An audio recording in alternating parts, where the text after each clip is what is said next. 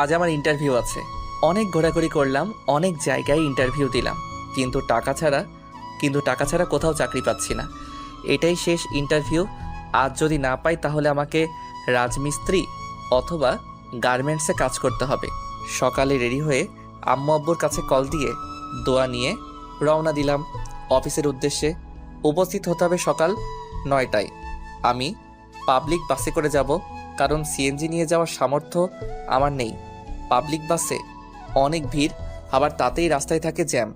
যাতে অফিসে দেরিতে না পৌঁছাই, তাই 2 ঘন্টা আগেই রওনা দিলাম।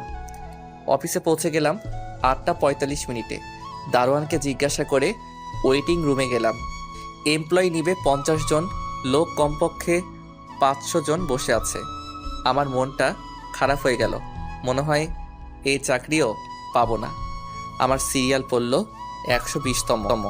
বসে বসে ভাবতেছি এবার আমার পরিচয় দিয়ে নিই। আমার নাম মোহাম্মদ ওমর ফারুক। আমি ছোট বোন আর বাবা মাকে নিয়ে আমাদের ছোট্ট পরিবার। আমাদের পরিবার সুখেই চলছিল। আব্বু বেসরকারি কোম্পানিতে জব করত, ভালো বেতন পেত।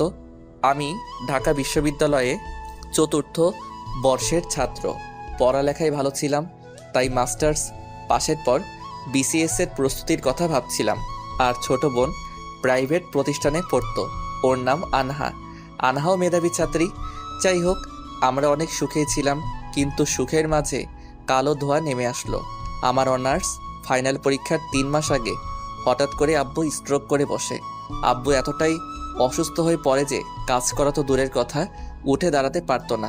আব্বু যে কোম্পানিতে জব করত, সেখান থেকে 2 লাখ টাকা দিয়ে আব্বুকে বের করে দেয়, আর আমার উপর সম্পূর্ণ পরিবারের দায়িত্ব এসে যায়। তাই কোনো মতে অনার্স পাশের পর চাকরির পিছনে লেগে পড়ি, কিন্তু চাকরি না পেয়ে টিউশনি করিয়ে নিজে চলেছি এবং পরিবারকেও চালিয়েছি। এখানে অনেক খরচ, এই জন্য সবাই গ্রামে পাঠিয়ে দিলাম। টিউশনির টাকা দিয়ে নিজে চলি এবং বাসায় টাকা পাঠাই। কয়েকটা ব্যাচ পড়াই আমি। সায়েন্স নিয়ে পড়েছি আমি, তাই স্টুডেন্ট অবাক। তারপর মাস্টার্স পাশ করলাম। একটা মেয়েকে ভালোবাসতাম, সে আমার 1 বছরের জুনিয়র ছিল। নাম ছিল আকলিমা আক্তার কণা। সে বড়লোক বাবার মেয়ে ছিল, আর আমি তখন বেকার। তাই কণার সাথে ইচ্ছে করে একটা ত্রুটি বের করে ব্রেকআপ করে দেই। অনেক কেঁদেছিলাম, কিন্তু বাস্তবতা মেনে নিয়েছি। কেটে গেছে প্রায় 1.5 বছর। অনেক কিছুই পাল্টে গেছে। এই চঞ্চল ছেলেটা অনেকটা শান্ত হয়ে গেছে। বাবাকে ডাক্তারের কাছে নিয়ে গেছিলাম। ডাক্তার বলেছে 2 বছরের মধ্যে অপারেশন করালে সম্পূর্ণ সুস্থ হবে, কিন্তু তার জন্য 20 লাখ টাকা লাগবে। এসব ভাবতেছি আর চোখ বেয়ে পানি পড়তেছে। যখন বুঝলাম এটা পাবলিক প্লেস, তখন ওয়াশরুমে গিয়ে মুখ ধুয়ে আসলাম। প্রায় 2টোর সময় আমার ডাক পড়ল। পেটে ক্ষুধা নিয়ে ভিতরে ঢুকলাম। আমার পর স্যারেরা লাঞ্চ করবে, তারপর আবার ইন্টারভিউ নিবে। যাই হোক, ভয় নিয়ে দরজায় নক করলাম। আসসালামু আলাইকুম, আসতে পারি স্যার? আসো। ভিতরে ঢুকে চেয়ারের সামনে দাঁড়িয়ে গেলাম। আমায় বসতে বলল। আমি চেয়ারে বসলাম। সামনে দেখলাম 4টা চেয়ার, 3 জন আছে, মানে আরেকজন নেই। হঠাৎ কেউ একজন ভিতরে ঢুকলো বোরকা পরা। ভিতরে ঢুকে ফাঁকা চেয়ারে গিয়ে বসলো। আমি বুঝলাম ইনিও বস। মেয়েটা আমার দিকে কিছুক্ষণ তাকিয়ে থেকে বোরকার মুখোশটা খুলল। আমি দেখে টাসকি খেলাম। আরে, এ তো কণা, এখানে কেমনে আসলো? হায় আল্লাহ, অল্পের জন্য বোধহয় সব শেষ। আবার ভাবতেছি কণা এখানে আসলো কেমনে? হয়তোবা বিয়ে হয়েছে মালিকের ছেলের সাথে। কণার সাথে ইচ্ছে করে ব্রেকআপ করার প্রতিশোধ নিবে মনে হয়। আমি মুখ ভয়ে এমন হয়েছে যে আমি এভারেস্টের সর্বোচ্চ চূড়ায় উঠতে গিয়ে পড়ে গেলাম। আমার সব কল্পনা উড়িয়ে দিয়ে, সার্টিফিকেট দাও। এই যে স্যার। নাম কি তোমার? মোহাম্মদ ওমর ফারুক। সবই তো ভালোই, অভিজ্ঞতা আছে কি? না স্যার। আর কয়টা ইন্টারভিউ দিয়েছো? প্রায় 20টার মতো স্যার। হয়তোবা তোমার সমস্যা আছে, তাই নেইনি। আসলে তা নয় স্যার, আমি উচ্চপদস্থ কর্মকর্তাদের টাকা দিতে পারিনি, তাই হয়নি। এখানে চাকরি না হলে কি করবেন? কি আর করব, অনেক গার্মেন্টস কোম্পানি আছে তো সেখানে ঢুকে যাব। ঢাকা বিদ্যালয় থেকে অনার্স কমপ্লিট করে গভর্নমেন্টে চাকরি করবা? স্যার, পেট কখনো গার্মেন্টস বা লেবারই মানবে না। আর কত ছাত্র আছে আমার মতো। কোথায় যাচ্ছেন? জানিয়ে চাকরিও টাকা ছাড়া হচ্ছে না। অযথা খিদে নিয়ে বসে থেকে লাভ নেই। আমার সার্টিফিকেট দিয়ে দেন চলে যাই। যদি বলি আপনার চাকরি হয়ে গেছে তাহলে কি করবেন? আপনাদের কথাই বুঝেছি। আপনাদের লোক নেওয়া অনেক আগেই শেষ হয়েছে। এখন যেই আসবে উল্টাপাল্টা প্রশ্ন করে নাজেহাল করবেন। আমরা কি এজন্য এখানে বসেছি নাকি? বেয়াদব, বেরিয়ে যাও এখান থেকে। তারপর আমি মন খারাপ করে চলে আসি। আমি বাসে করে বাসের দিকে রওনা দেই। আর ওদিকে কোম্পানির মালিক জিসান চৌধুরী, ওনার ছেলে কাব্য চৌধুরী হলো ম্যানেজার হারুন খান, আর কণা হলো জিসান চৌধুরীর ভাগ্নি। এদিকে কণার আমার সাথে ব্রেকআপের পর টিসি নিয়ে কানাডায় গিয়ে ম্যানেজমেন্ট নিয়ে অনার্স পাশ করে দেশে এসে মামার কোম্পানির একটা শাখা দেখাশোনা করে। ওরা সবাই লাঞ্চ করতে গেল। ওখানে দেখো মামুনি, ছেলেটা কি বেয়াদব। আমি তো থাপ্পড় দিতে চেয়েছিলাম। মামা জানো ওই ছেলেটা কে? হবে হয়তো কোনো ছোট লোকের বাচ্চা। কেন মামুনি? মামা, এই ছেলেটাকে আমি ভালোবাসতাম। তার মানে তুই এই সামান্য ছেলের জন্য দেশ ছেড়েছিলি? ভাই, ওকে অপমান করবি না। ফারুকও আমায় ভালোবাসতো, কিন্তু হঠাৎ একদিন এসে সামান্য একটা ভুলের জন্য আমার সাথে ব্রেকআপ করে দেয় আর আমায় অনেক অপমান করে। আমি সহ্য করতে না পেরে ওকেও ছোট লোক, জানোয়ার ইত্যাদি বলে ব্রেকআপ করি। তারপর দেশ ছেড়ে চলে যাই। ভালো হয়েছে, ছোট লোকের কাছ থেকে বেঁচেছিস। ভাইয়া, আসলে তা না। আমি ওখানে গিয়ে কিছুদিন পর বুঝতে পারি ফারুকের কোথাও না কোথাও ঝামেলা হয়েছে, যার কারণে ইচ্ছে করেই আমার সাথে ব্রেকআপ করেছে।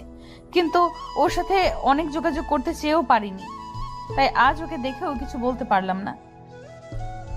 কেন মামুনি? মামা, যে ছেলে ছিল অনেক চঞ্চল আর রসিক স্বভাবের, আজ তার গম্ভীর ভাব দেখে আমার কান্না আসছিল, তাই কথা বলতে পারিনি। তুমি এখন ওকে ভালোবাসো? মামা, একমাত্র ওর জন্যই আমি দেশে আসি, কিন্তু ওর ঠিকানা পাইনি। অনেক খুঁজেছি, ওর বন্ধুদের মাধ্যমে লোকেশন খোঁজার চেষ্টা করেছি, কিন্তু পাইনি।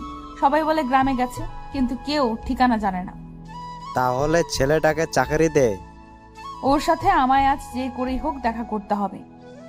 ওর তো ঠিকানাও জানিস না, কেমনে দেখা করবি? শোনো, ওর চাকরি কনফার্ম করে ওর জিমেলে মেসেজ দাও, আর ওকে আমার পিএ হিসেবে নিয়োগ দাও। আর ওকে বুঝতে দেওয়া যাবে না আমি ওকে ভালোবাসি, আর ফারুক মনে করেছে আমার বিয়ে হয়েছে। আর ওর সাথে এমন চুক্তি করতে হবে যেন 10 বছর চাকরি ছাড়তে না পারে। পারলে অনেক টাকা ওকে লোন দেওয়া হবে।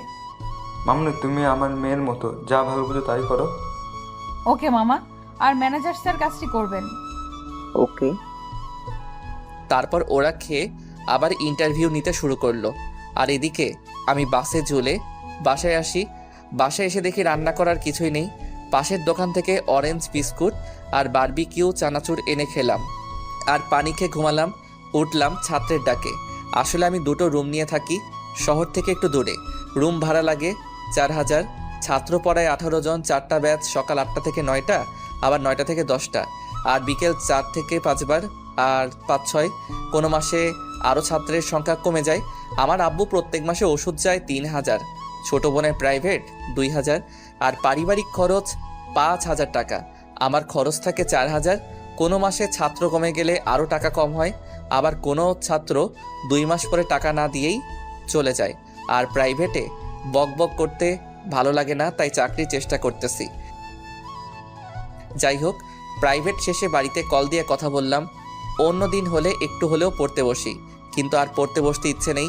পড়েই কি করব, তাই ফোনে অনলাইনে কাজ শেখার কোর্স নিয়ে কথা বলতেছি। তখনই একটা জিমেইল আসলো। আমি জিমেইলটা ওপেন করলাম। ওখানে লেখা যে আমার চাকরি কনফার্ম করা হয়েছে, আমাকে কালকে সকাল 10টায় দেখা করতে বলেছে। আমি মনে করলাম কণা আমায় অপমান করার জন্য এই পথ খুলেছে, তাই আমি সেদিকে মনোযোগ দিলাম না। মেসেঞ্জারে আবার ফ্রিল্যান্সিং কোর্স নিয়ে কথা বলা শুরু করলাম।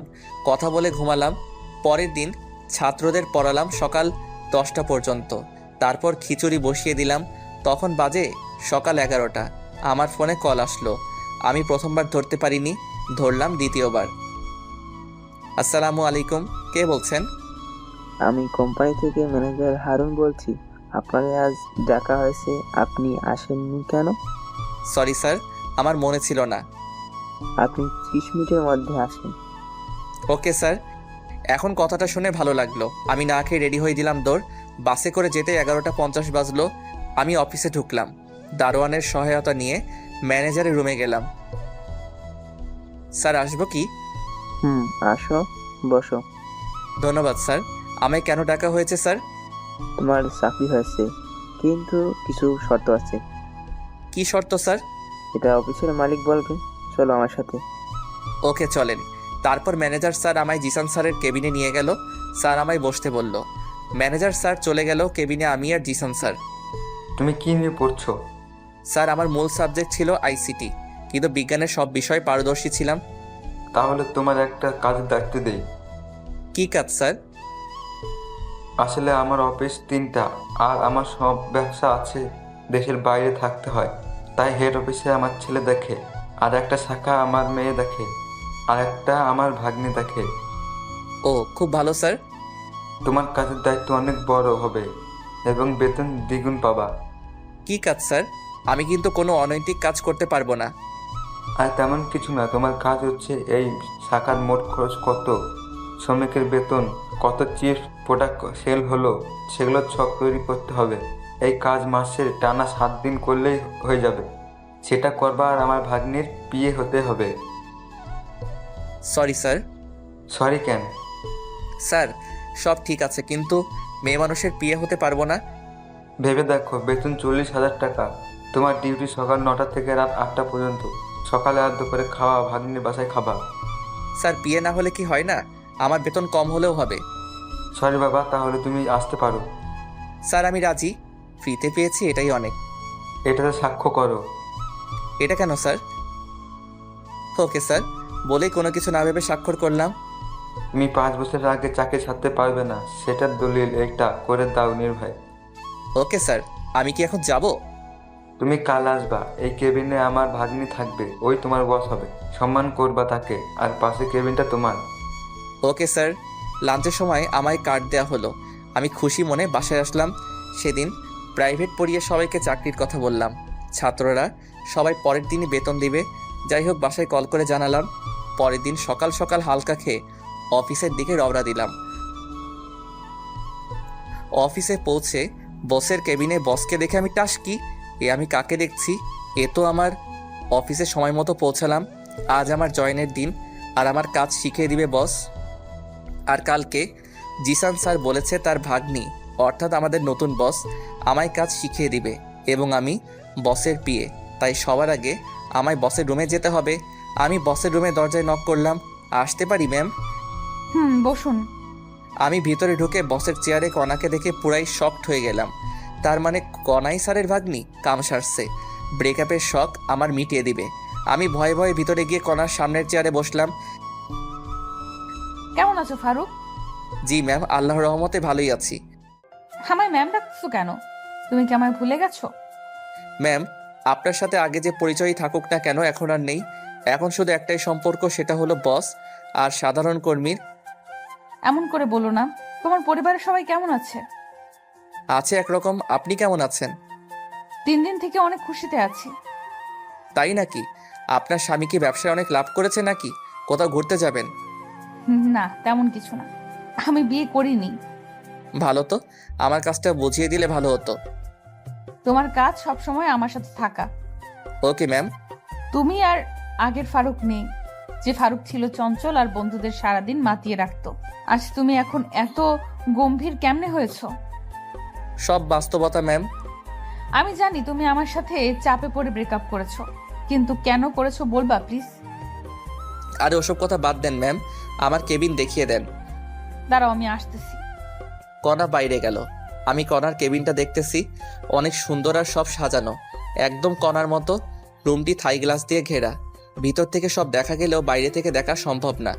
আমি বসে আছি চেয়ারে। প্রায় 10 মিনিট পর আসলো হাতে কি জানি একটা নিয়ে। চেয়ারে বসেই, বলো না, এতদিন কোথায় ছিলে তুমি আর তোমার পরিবার? ম্যাম আমি গ্রামে ছিলাম, আমি আমার কেবিনে যাচ্ছি ম্যাম। আর আমায় ম্যাম বলবি? বল। কণা বাইরে গিয়ে প্যাকেটে করে একটা ছুরি কিনে এনেছে। ম্যাম বলা মাত্র আমার গলায় ছুরি ধরে এসব কথা বলল। তো তাহলে কি বলে ডাকবো? নাম ধরে অথবা জান পাখি, যা ইচ্ছা বলে ডাকবা। এ হয় না ম্যাম। আর একবার ম্যাম বল, গলা নামিয়ে দিব। ওকে বলবো না, আর নাম ধরে ডাকবো, তুমি করে বলবো। এই তো ঠিক আছে। এবার তো গলা ছেড়ে দাও। দাঁড়াও, আরো কথার উত্তর দাও। কি কথা? আমার সাথে বিনা কারণে ব্রেকআপ করছো কেন? বাধ্য হয়েছি করতে। আমার পরিবার তো রাজি ছিল তোমার আমার সম্পর্কে। তোমার পরিবারও ছিল, কিন্তু তুমি ব্রেকআপ করলা কেন? কেউ তো তোমায় চাপ দেয়নি, আর তুমি বিসিএসও দিলা না কেন? এসব বলা সম্ভব না, প্লিজ। বলা না হলে? বলেই আমার পায়ে লোহার শিক দিয়ে গোতা দিল। ইস, আস্তে বলতেছি তো, ছেড়ে দিলে বলবো। ওকে। আমি উঠে দৌড় দিয়ে বাইরে যাওয়ার জন্য দরজায় গেলাম। এ কি, দরজা লক করা! কণা দেখি মুচকি হাসতেছে।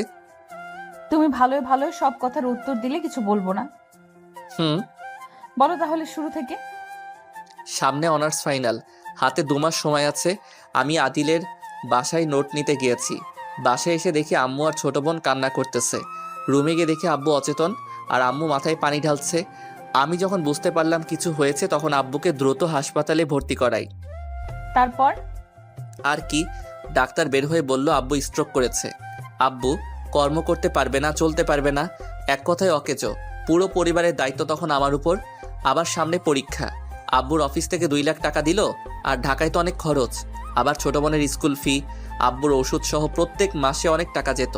তাই সবাইকে গ্রামে পাঠিয়ে দিলাম, আর আমি প্রাইভেট পড়ানো শুরু করলাম। তখন তুমি কিছুই জানোনি, আমি বলিনি তোমায়। আমার স্বপ্নগুলো চুরমার হয়ে গেল, আর তুমি আবার প্রেশার দেওয়া শুরু করলা, সময় দেই না ইত্যাদি। তাই বাধ্য হয়ে তোমার সামান্য একটা ভুল ধরে ব্রেকআপ করে দিয়েছি, কারণ তখন আর আমার কোনো উপায় ছিল না। সাবাস, ভালো কাজ করেছো কুত্তা কোথাকার। আমি কি তোমায় ভালোবাসতাম না? আমায় একটাবার বললে কি হতো যে তোমার বাসায় এত বড় ঘটনা ঘটে গেছে? তার জন্য দুঃখিত। এখন আঙ্কেলের কি অবস্থা? ডাক্তার বলেছে 5 বছরের মধ্যে যদি অপারেশন করাতে পারি তাহলে সম্পূর্ণ সুস্থ হয়ে যাবে। তার জন্য 20 লাখ টাকা লাগবে, আর আমার পক্ষে 20 লাখ টাকা সম্ভব না, তাই হাল ছেড়ে দিয়েছি। আমি দিলে নিবা কি? করুণা করছো আমায়? দেখো, করুণা করছি না। আমি জানি যদি আমি তোমায় টাকা দিতে চাই তাহলে তুমি নিবে না, তাই অফিস থেকে লোনের ব্যবস্থা করব। তাহলে আমি রাজি। ওকে, এখন চলো তোমায় কাজ করা শিখিয়ে দেই। ওকে। কণা আমাকে আমার কেবিনে নিয়ে আসলো, তারপর কম্পিউটারে ছক তৈরি করা শেখাচ্ছে। আমি এই সাবজেক্ট নিয়ে পড়েছি, তাই অভিজ্ঞতা আছে। দ্রুতই শিখে নিলাম। কণা আমায় বাকি কাজ কমপ্লিট করতে বলে চলে গেল। আমি কাজ করতে লাগলাম। তখনই একটা অপরিচিত মেয়ে রুমে ঢুকলো। Hello, hello. কথা বলার ইচ্ছে নেই, তবু ভদ্রতার খাতিরে বললাম, আমি লিপি। আপনার নাম? আমার নাম ফারুক। আপনি লেখাপড়া কোথা থেকে করেছেন? ঢাকা ইউনিভার্সিটি থেকে। আপনি? জাহাঙ্গীরনগর থেকে। আপনি রিলেশন করেন না? করতাম, কিন্তু ব্রেকআপ হয়েছে। ভালো তো। হুম। আপনি কথা কম বলেন কেন? ভালো লাগে তাই। আপনি অনেক হ্যান্ডসাম। ধন্যবাদ। আমরা কি একে অপরকে তুমি করে বলতে পারি? আপনি পারবেন, কিন্তু আমি আপনি করে বলবো। তা কি করে হয়? এমনি যদি পারেন করবেন, না হলে নেই। চেষ্টা করব। হুম। আমি আবার কাজে মনোযোগ দিলাম, আর এইদিকে লিপি বকবক করে যাচ্ছে। আমি মাঝে মাঝে হুম হুম করতেছি। জানি না কাজ কতক্ষণ করেছি। একটু পর কণা আসলো আমার রুমে চেক করার জন্য। রুমে এসে লিপিকে দেখে লিপির সামনে গিয়ে, এখানে কি করেন আপনি? জি ম্যাম, নতুন কলিগ আসছে, তাই পরিচয় হতে আসলাম। নতুন কলিগ আসলে কি পরিচিত হতে হবে নাকি? আপনার কাজ নেই? জি ম্যাম, শেষ হয়েছে। এখনই আমার কেবিনে আসবেন, অনেক কাজ পড়ে আছে। আর আপনি বলেন কাজ নেই? ওকে ম্যাম, আসছি। ওকে, আপনি আমার কেবিনে যান। লিপি কণার কেবিনে গেল, আর কণা আমার সামনে একটা চেয়ার টেনে বসলো। কাজ করতে কোনো সমস্যা হলে আমাকে বলো। অনেকদিন পর কম্পিউটারের এসব কাজ করতেছি। প্রথমে একটু সমস্যা হলেও এখন একটু ভালোভাবে করতে পারতেছি। যেগুলো কাজ দিলাম কতক্ষণ লাগবে সেগুলো করতে? যদি টানা করি তাহলে আর 2 ঘন্টাই হবে। ভালো তো, আমি তো ভেবেছিলাম আজ সারাদিন লাগবে কাজটি করতে। না ম্যাম, লাঞ্চের পর কাজ শুরু করলেই হয়ে যাবে। আর কতক্ষণ আছে লাঞ্চের দেখো তো। ও শিট, আর মাত্র 20 মিনিট আছে লাঞ্চের। আমি জানি সময় নেই, লাঞ্চের সময় রেডি থেকো। কেন ম্যাম? আবার ম্যাম বলছো? সরি, কিন্তু কোথায় যাবা? আমাদের বাসায় লাঞ্চ করতে। আমি যেতে পারবো না। তোমার বাসায় আমি কেন যাব? তোমার সাথে ব্রেকআপ করেছি, তার প্রতিশোধ কি তুমি এইভাবে নিবা নাকি? কি? আমি প্রতিশোধ নিচ্ছি? আমি এমনি মজা করলাম। আমি তোমার বাসায় যেতে পারবো না, ক্যান্টিনে খেয়ে নিব। আলট্রা ভাব নিয়ে লাভ নেই। আর বলবো না। তোমায় চাকরি দেওয়ার সময় বলা হয়েছিল সকাল আর দুপুর আমাদের বাসায় খাবে। তুমি যখন খাবেই না, তাহলে আমাদেরই খাবার বেঁচে যাবে।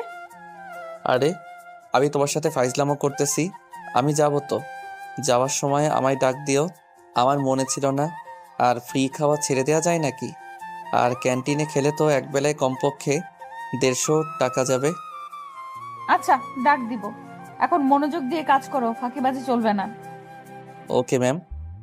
আবার ম্যাম বললা কেন? আপনি তো ম্যামের মতো করে আদেশ করলেন, তাই ম্যাম বলেছি। যাই বলো, ম্যাম বলবা না। তাহলে আফামনি বলি। কাজ করা বাদ দিয়ে একটু বসলাম, যে ফাইজলামো করি একটু। তোকে তো কণা কেবিন থেকে বেরিয়ে যাওয়ার পর আমি কাজে মনোযোগ দিলাম। আসলে আমার কাজ অল্প, সপ্তাহে একদিন যদি মনোযোগ দিয়ে কাজ করি তাহলেই হবে। বাকি 6 দিন না করলেও সমস্যা নেই। যাই হোক, আমি কাজ করতে লাগলাম। আর ওদিকে কণা নিজের কেবিনে প্রবেশ করলো। কণা দেখলো লিপি সামনের চেয়ারে বসে আছে। কণা বসের সিটে গিয়ে বসে, সরি মামা, দেরি করার জন্য। ব্যাপার না মামা, তোদের দুজনের কাহিনী এতক্ষণ সিসিটিভিতে দেখলাম। এটা কিন্তু তোর ঠিক হয়নি। যাই হোক, কেমন দেখলি মামা? সেই তুই কি কোথায় পেয়েছিস? আমি তো ক্রাশ খেয়েছি। তুই যদি না রিলেশন করিস আমায় বল, আমি এখনই প্রপোজ করব। 1 লাফে খাবি। ওকে আমি অনেক ভালোবাসি। ওর দিকে চোখ দিলে তোর আদনানকে সব বলে দিব। কল দিয়েও সমস্যা নেই। আমি ফারুককে যদি পাই তাহলে আদনানকে এমনিতেই ছেড়ে দিতাম। ওকে, তাহলে কল দিলাম। বলেই আদনানকে কল দিল। আরে পাগল নাকি? কল কেটে দে। তোর ফারুক কাকে তুই রাখ বোন। বলেই কণার হাত থেকে ফোন নিয়ে কেটে দিল। এই তো গুড গার্ল। একটু পর লাঞ্চ করতে হবে। তুই তোর কেবিনে যা, আমি বাসায় যাব। ওকে, ট্রিট কবে দিবি সে কথা বল। চিন্তা করিস না, কয়েকদিনের মধ্যে ট্রিট পাবি। ওকে মামা, আমি যাচ্ছি। ওকে। তারপর লিপি নিজের কেবিনে চলে গেল।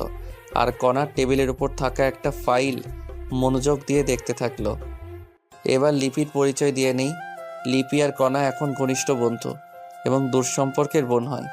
লিপি আর কণা ভালো বন্ধু, কিন্তু অফিসে দেখে কখনো বোঝা যাবে না ওরা বেস্ট ফ্রেন্ড। লাঞ্চের সময় হলো, তখন কণা কেবিন থেকে বেরোলো। কণা নিজের কেবিন থেকে আমার কেবিনে এসে, লাঞ্চের সময় হয়েছে, যাবে চলো। চলো বলেই কম্পিউটার বন্ধ করলাম। ওকে, আসো। কণা বাড়ির কাছে গেল, আমিও পিছন পিছন গেলাম। কণা ড্রাইভার কাকাকে ছুটি দিয়ে দিল। কাকাকে ছুটি দিলা কেন? তুমি চালাবা তাই। পারি না তো আমি গাড়ি চালাতে। তোমাকে গাড়ি চালানো শিখতে হবে। আমার শিখা লাগবে না, আমি ড্রাইভারই করব না। তাহলে আমার ড্রাইভার কে হবে? বুঝলাম না, কি বললা আরেকবার বলো তো। না, কিছু না। তোমার ড্রাইভার মানে কি বোঝাতে চাচ্ছ তুমি? তুমি যা বোঝো তাই। এখন গাড়িতে ওঠো, প্রচুর খিদা লাগছে, বাসায় যাওয়া লাগবে। আচ্ছা চলো। তারপর কণা ড্রাইভারের সিটে বসলো আর আমি পিছনের সিটে বসলাম। তখনই, তুমি পিছনে বসলা কেন? তাহলে কোথায় বসবো? আমাকে কি তোমার ড্রাইভার মনে হয়? সামনে বসো। আচ্ছা। আমি সামনে গিয়ে বসলাম আর কণা গাড়ি চালাতে লাগলো। প্রায় 20 মিনিট পর একটা বাড়ির সামনে আসলাম। দারোয়ান গেট খুলে দিল আর কণা গাড়ির ভিতরে ঢুকালো। বাসাটা 2 তলা, বাইরে থেকে দেখতে অনেক সুন্দর, না জানি ভিতরে আরো কেমন। যাই হোক, গাড়ি থেকে নেমে কণা বাসার ভিতরে ঢুকলো আর আমি ওর পিছনে। তখনই একজন ভদ্রমহিলা আসলো। আসসালামু আলাইকুম। কে রে মা এই ছেলে? ওর নাম ফারুক, আমার পিএ। আর ফারুক উনি আমার আম্মু। বাবা তুমি বসো, আমি আসছি। আর কণা শুনে যা তো। ঠিক আছে। আমি বসে ফোন টিপতে লাগলাম আর ওদিকে কণাকে ওর আম্মু বেডরুমে নিয়ে গেল। কণা, এই নামটা কেন জানি তোর মুখে শুনেছি। ওমর ফারুক। ওই বজ্জাত ছেলে যে তোকে ছেড়ে চলে গেছে, সেই ছেলে এই ছেলে নাকি? আম্মু। দাঁড়া, একে এক্ষুনি ঘাড় ধরে বের করে দিব। বলেই দরজার কাছে আসছে। তখনই, আম্মু দাঁড়াও, তুমি জানো না ফারুক তখন কোন পরিস্থিতিতে ছিল?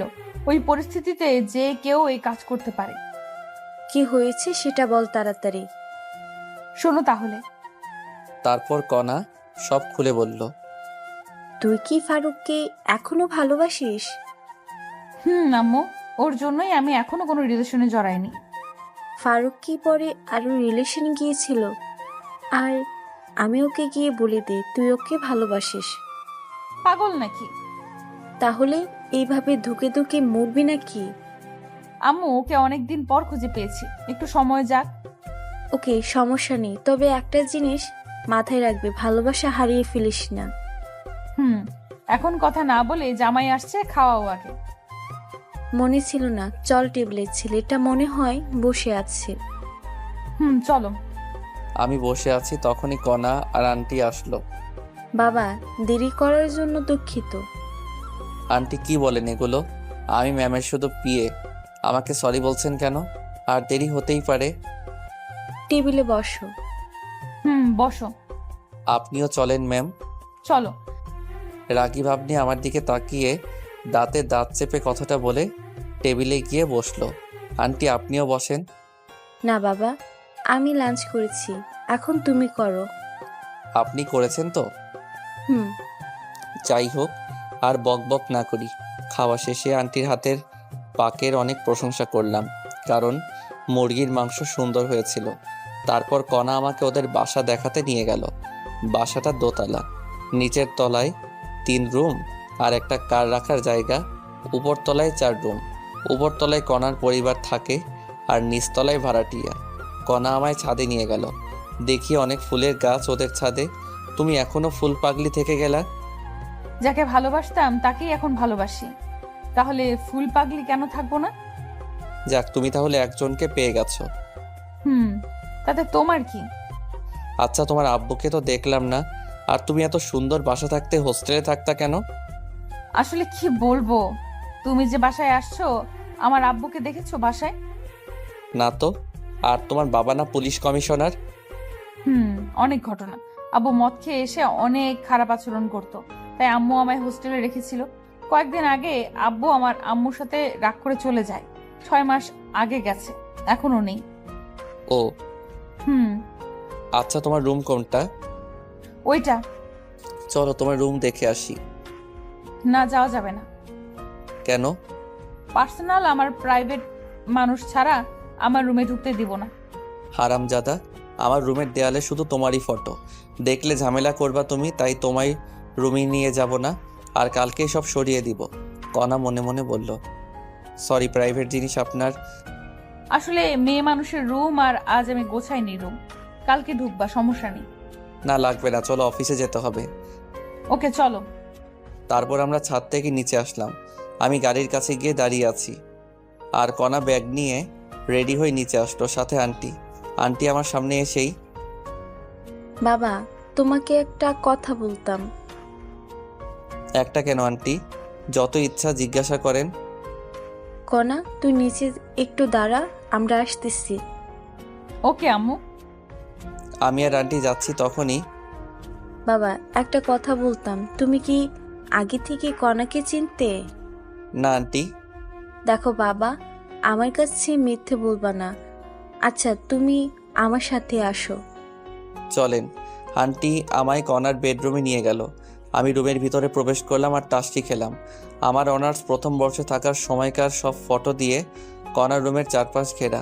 তখন অবশ্য একটু পাতলা ছিলাম, মুখে দাড়ি ছিল না একটুও। এখন আমি একটু মোটা হয়েছে আর মুখ ভর্তি দাড়ি। আগের ছবি দেখে অনেকে আমাকে চিনবেই না। যাই হোক, কণার রুমে আমার যত ছবি আছে, আমার মোবাইলে বোধহয় তত ফটো নেই। তখনই, এই ফটোর ছেলেটা কি তুমি? জি আন্টি। চেনা যাচ্ছে না তোমাকে। যাই হোক, তোমার আব্বু এখন কেমন আছে? আল্লাহর রহমতে ভালো আছে। আমার মেয়েটা এখনো এই ছবি প্রত্যেক দিন বের করে কাঁদে। বালিশের নিচ থেকে একটা ফটো দেখালো। ওই ফটো আমি আর কণা একটা স্টুডিওতে তুলেছিলাম। আন্টি, আপনার মনের ভুল, কণার আর আমার ব্রেকআপ অনেক আগেই হয়েছে। সেটাই শুনেছি। কণা তোমার থেকে ফিরে আসলে ওকে মেনে নিবা না? আন্টি, আমি চাই কণা সুখে থাকুক, আর সুখে থাকার জন্য দরকার টাকা। আমার কাছে তো টাকা নেই, আর আমি কণার যোগ্য না। কণা অনেক ভালো পাত্র পাবে। আমি নিশ্চিত বিসিএস ক্যাডার তো পাবেই, অনেক সুখে থাকবে। টাকা দিয়ে হবে বলো বাবা? আন্টি, আবেগ দিয়ে জীবন চলে না, বাস্তবতা মেনে নিতে হয়। নিচে চলো বাবা। চলেন। তারপর আন্টি সহ নিচে আসলাম। কণা গাড়ির ওখানে দাঁড়িয়ে কার সাথে যেন কথা বলছে। আমরা যাওয়া মাত্র কল কেটে দিয়ে রেখে দিল। কি হয়েছিল আম্মু? কনা, আজ তোর অফিসে যাওয়া লাগবে না। কেন? কেন? আজ আমার মন ভালো নেই, তাই গল্প করব। ম্যাম, আমি তাহলে যাই? তোমার অফিসে যাওয়া লাগবে না। তাহলে বাসায় যাই। না, চলো উপরে। ওকে। তারপর আমি, আন্টি আর কণা উপরে গিয়ে বসলাম। কণা আমার পাশে এসে বসলো। আন্টি আমাদের সামনে নাস্তা দিয়ে কোথায় যেন গেল। আমি টিভিতে খবর দেখায় মনোযোগ দিলাম। আন্টি আসলো 15 মিনিট পর, এসেই সোফায় বসলেন। তখন, আচ্ছা বাবা, তুমি থাকো কোথায়? জি এই সামনেই, এখান থেকে 2 কিলোমিটার হবে। খাওয়া দাওয়া করো কোথায়? হোটেলে বা ফুটপাতে। এইভাবে ফুটপাতে খেলে তো শরীর খারাপ করবেই। জানি সেটা। বাবা, আমাদের বাসায় একটা রুম ফাঁকা আছে, ওই রুমে থাকতে পারো। ধন্যবাদ, কিন্তু আমার এত টাকা দিয়ে থাকা হবে না, আমি ওখানেই ভালো আছি। তোমার ভাড়া আর খাওয়ার টাকা কিছুই লাগবে না, সব আমার সাথে। মনে করব তুমি আমাদের পরিবারের একজন সদস্য। করুণা করছেন আপনারা? করুণা না বাবা, আমাদের কিছু কাজ করে দিতে হবে। কি কাজ আন্টি? কনার তো অফিসে থাকে, আর বাজার আরো অন্যান্য কাজ আমায় করতে হয়। বাজার করা আরো টুকটাক কিছু কাজ করে দিতে হবে তোমায়। আর আমার মেয়েটাকে একটু সময় দিবে। আমি রাজি। আমি সারাদিন কণার সাথেই থাকি। এখন আরেকটু সময় দেয়া লাগবে, তখন আমার 10,000 টাকা সেভ হবে। আমার থাকা আর খাওয়া 10,000 যায়, তাই রাজি হলাম। কবে আসবা তুমি? কয়েকদিন যাক, তারপর। ওকে।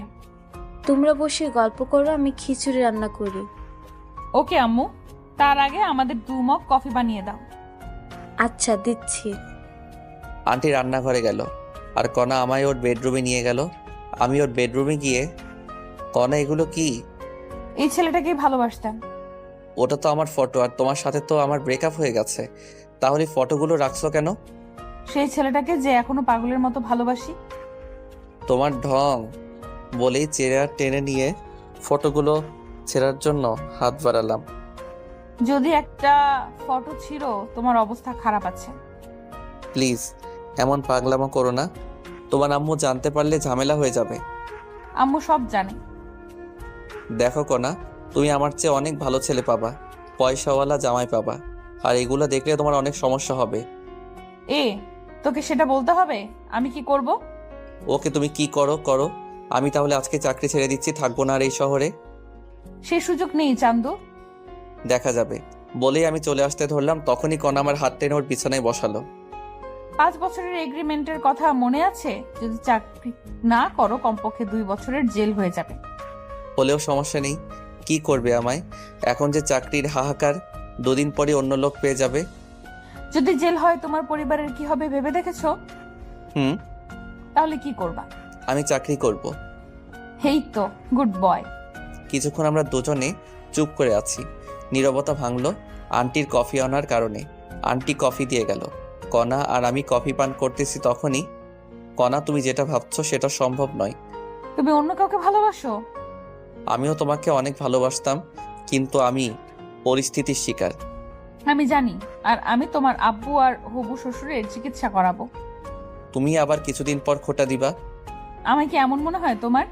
কয়েকদিন সময় দাও আমায়। ওকে, চলো ছাদে যাই। না, আমি বাসায় যাব। আম্মু রান্না করছে, খেয়ে যাবা। দেখো তো কত দূর হলো। ওকে। কণা নিচে চলে গেল, আর আমি ভাবতেছি কণাকে আমারই আগে পছন্দ হয়েছিল, তারপর ভালোবেসেছিলাম। অনেক দিন পিছনে ঘুরেছি, অনেক থাপ্পড়ও খেয়েছি, তবুও বেহায়ের মতো পিছনে ঘুরতাম। আর ওদিকে কণাও চুপি চুপি আমার সব ইনফরমেশন বের করেছিল। পরে রাজি হয়, শুরু হয় আমাদের প্রেম। 1 বছর চুটিয়ে প্রেম করি, একে অপরকে ছাড়া কিছুই বুঝতাম না। একদিন দেখা না করলে আমায় মার খেতে হতো, আর আমার অধিকাংশ পোশাক কণাই গিফট করত। আমি কণাকে কিছু দিতে পারিনি। কণা আমার হাত খরচ, রেস্টুরেন্ট বিল সব দিত। আমাদের রিলেশনের কথা আমার পরিবার জানতো, এবং মেনেও নিয়েছিল। কণার পরিবারও জানতো। অনার্স পাশের পর দেখা করতে চেয়েছিল। তারপর আব্বুর ঘটনার পর আর দেখা করতে পারতাম না। টিউশনি শুরু করি, যেটা কণা জানতো না। প্রত্যেক দিন দেখা করতে যাওয়া আমার সমস্যা হচ্ছিল, তাই ভালোবাসাকে বিসর্জন দিয়েছিলাম। ব্রেকআপের দিন কণা আমায় অনেক অপমান করে চলে যায়। ব্রেকআপের পর টানা 15 দিন রুম থেকে বের হইনি। পরে ব্রেকআপের কথা শুনে আম্মু রাগ হয়েছিল, কিন্তু করার কিছু নেই, বাস্তবতা মেনে নিতে হবে।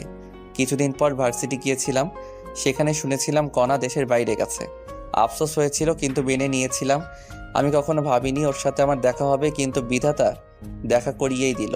প্রথম দিন অফিসে ওকে দেখে জড়িয়ে ধরতে ইচ্ছে করছিল, কিন্তু আমি আর আগের সেই ছেলেটা নেই, নিজেকে বদলিয়ে নিয়েছি। এসব ভাবতেছি আর চোখের কোণে পানি এসে গেছে। তাড়াতাড়ি চোখের পানি মুছলাম, স্বাভাবিক হওয়ার জন্য ফোন টিপতে লাগলাম। কণা আসলো, এসেই ফ্রেশ হতে বলল। আমি ফ্রেশ হয়ে খিচুড়ি খেয়ে নিলাম। অনেক সুন্দর হয়েছিল খিচুড়ি, পেট ভরে খেলাম।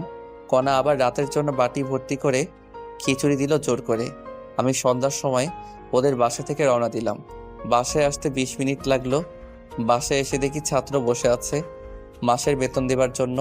ছাত্ররা চলে গেল, ওদের ভালো করে পড়াশোনা করতে বললাম। ছাত্ররা চলে গেলে আম্মুর কাছে কল দিলাম। হ্যালো আম্মু, কেমন আছেন? কি আর ভালো বাবা, তোর আব্বুর চিন্তায় আরো আমি শেষ। তোর আব্বুর ঔষধ শেষ হয়েছে 2 দিন আগে। কল দিতে পারেন নাই? ঔষধ শেষ হওয়ার আগেই কল দিবেন। আমি ভাবলাম তোর কাছে টাকা নাই, তাই দেইনি। আমি টাকা পাঠিয়ে দিচ্ছি। আচ্ছা দে, তুই বাসায় কবে আসবি বাবা? কিছুদিন যাক। আচ্ছা, আর সাবধানে থাকিস। আর তোর আব্বুর অপারেশন করার কথা মাথায় আনিস না, কারণ অত টাকা ম্যানেজ করতে তুই নিজেকে শেষ করে দিস না। চুপ করো তো। আচ্ছা রেখে দে। আচ্ছা। ফোন রেখে দিয়ে ঘুমিয়ে পড়লাম। পরের দিন আবার অফিসে গেলাম, দেখলাম কণা এখনো আসেনি। আমি আমার কেবিনে বসলাম আর কালকের বাকি কাজ করতে লাগলাম। কিছুক্ষণ পর কণা আসলো, এসেই ওর কেবিনে না গিয়ে আমার কেবিনে আসলো। কি করো? কালকের বাকি কাজ করতেছি। সাবাস, দাঁড়াও, তোমায় আরো কাজ দিচ্ছি। আচ্ছা দাও। কণা এসে আমায় একটা লিস্ট দিল। এটা কি? মাসের শুরু এখন, এতদিন আয়ের হিসাব করে ফাইল বানিয়েছো, এখন কর্মচারীদের বেতনের ফাইল বানাও, ভুল যেন না হয়। ওকে। আমি কি এখানে থাকবো? না, তুমি তোমার রুমে যাও, কেউ দেখলে অন্য কিছু ভাববে। ওরে আমার লজ্জাবতী। কণা চলে গেল, আমি আবার কাজে মনোযোগ দিলাম।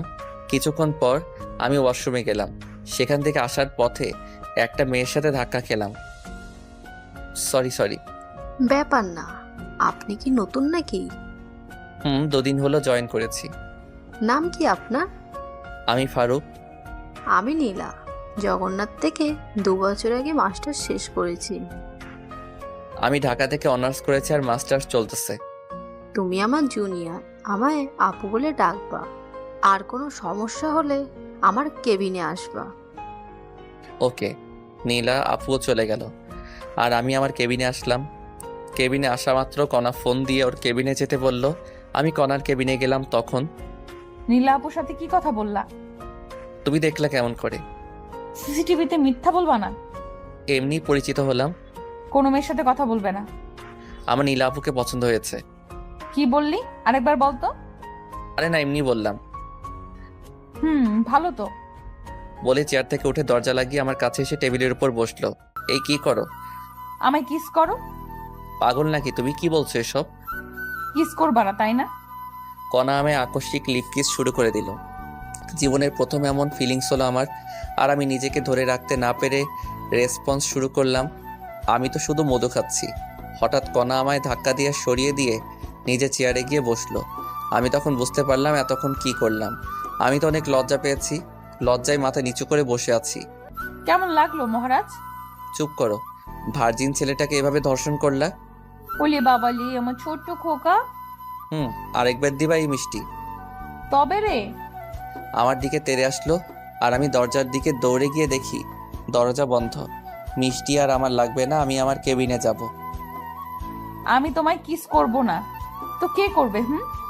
কণা আর আমি সামনাসামনি দাঁড়িয়ে আছি, পরস্পর সমান্তরাল। আর কণা আমার গলা জড়িয়ে ধরে কথাটা বলল, তুমি তো আমার জীবন। বলেই কণার কোমর জড়িয়ে ধরলাম। এই কি করো? এটা অফিস, ছেড়ে দাও। শুরু করেছে কে? অনেক হয়েছে রোমান্টিকতা, এখন নিজের কেবিনে যাও। আচ্ছা, আমি আমার কেবিনে যাওয়ার জন্য পা বাড়িয়ে আছি, তখনই দাঁড়াও। আবার কি? কেবিনে গিয়ে ভদ্র ছেলের মতো কাজ করবা, কোথাও তাকাবা না। আমার কাছে এসে আমার কপালে চুমু দিয়ে আমার গা শিউরে উঠছে। কণার রুমের দরজা খুলে দিল আর আমি বেরিয়ে আমার কেবিনে গেলাম। কেবিনে গিয়ে আবার কাজ করতে লাগলাম। অনেক গুরুত্বপূর্ণ লিস্ট তৈরি করতে লাগলাম।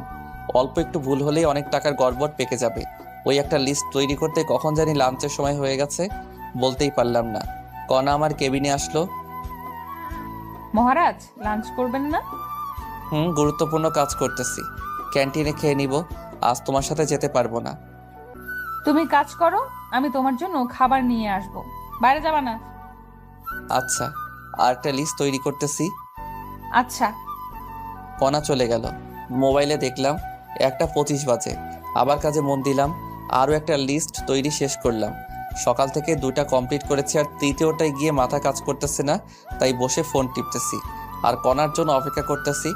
অপেক্ষার প্রহর শেষ করে মহারানী হাজির। আমার কেবিনে আসো। ওকে। কণা নিজের কেবিনে গেল আর আমি ফ্রেশ হয়ে আসলাম। কণার কেবিনে গিয়ে দেখি কণা প্লেটে খাবার তৈরি করে রাখছে। আমি ভিতরে গেলাম আর ওর সামনে গিয়ে বসলাম। তুলে খাওয়াও। লজ্জা করে আমার। দরজা লক করে দাও। লাগবে না। তুলে খাওয়াও তো। আমার কিন্তু রাগ হচ্ছে, কণা আমায় তুলে খাওয়াচ্ছে। আর আমি এটাও জানি কণা বাসায় খাইনি, তাই ওকে আমি তুলে খাওয়ালাম। একই প্লেটে দুজন খাচ্ছি।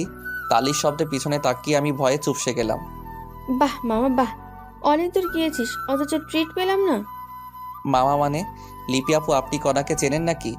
সেদিন তো সাধারণ এমপ্লয়ির মতো ব্যবহার করলেন। তুমি চলে যাওয়ার পর লিপি আমার বেস্ট ফ্রেন্ড ছিল। তোমার সব কথা লিপি জানে। শালি, দিলা তো রোমান্টিক মোডটা নষ্ট করে। দুলাভাই আমায় তুলে খাওয়াবেন না? আসো।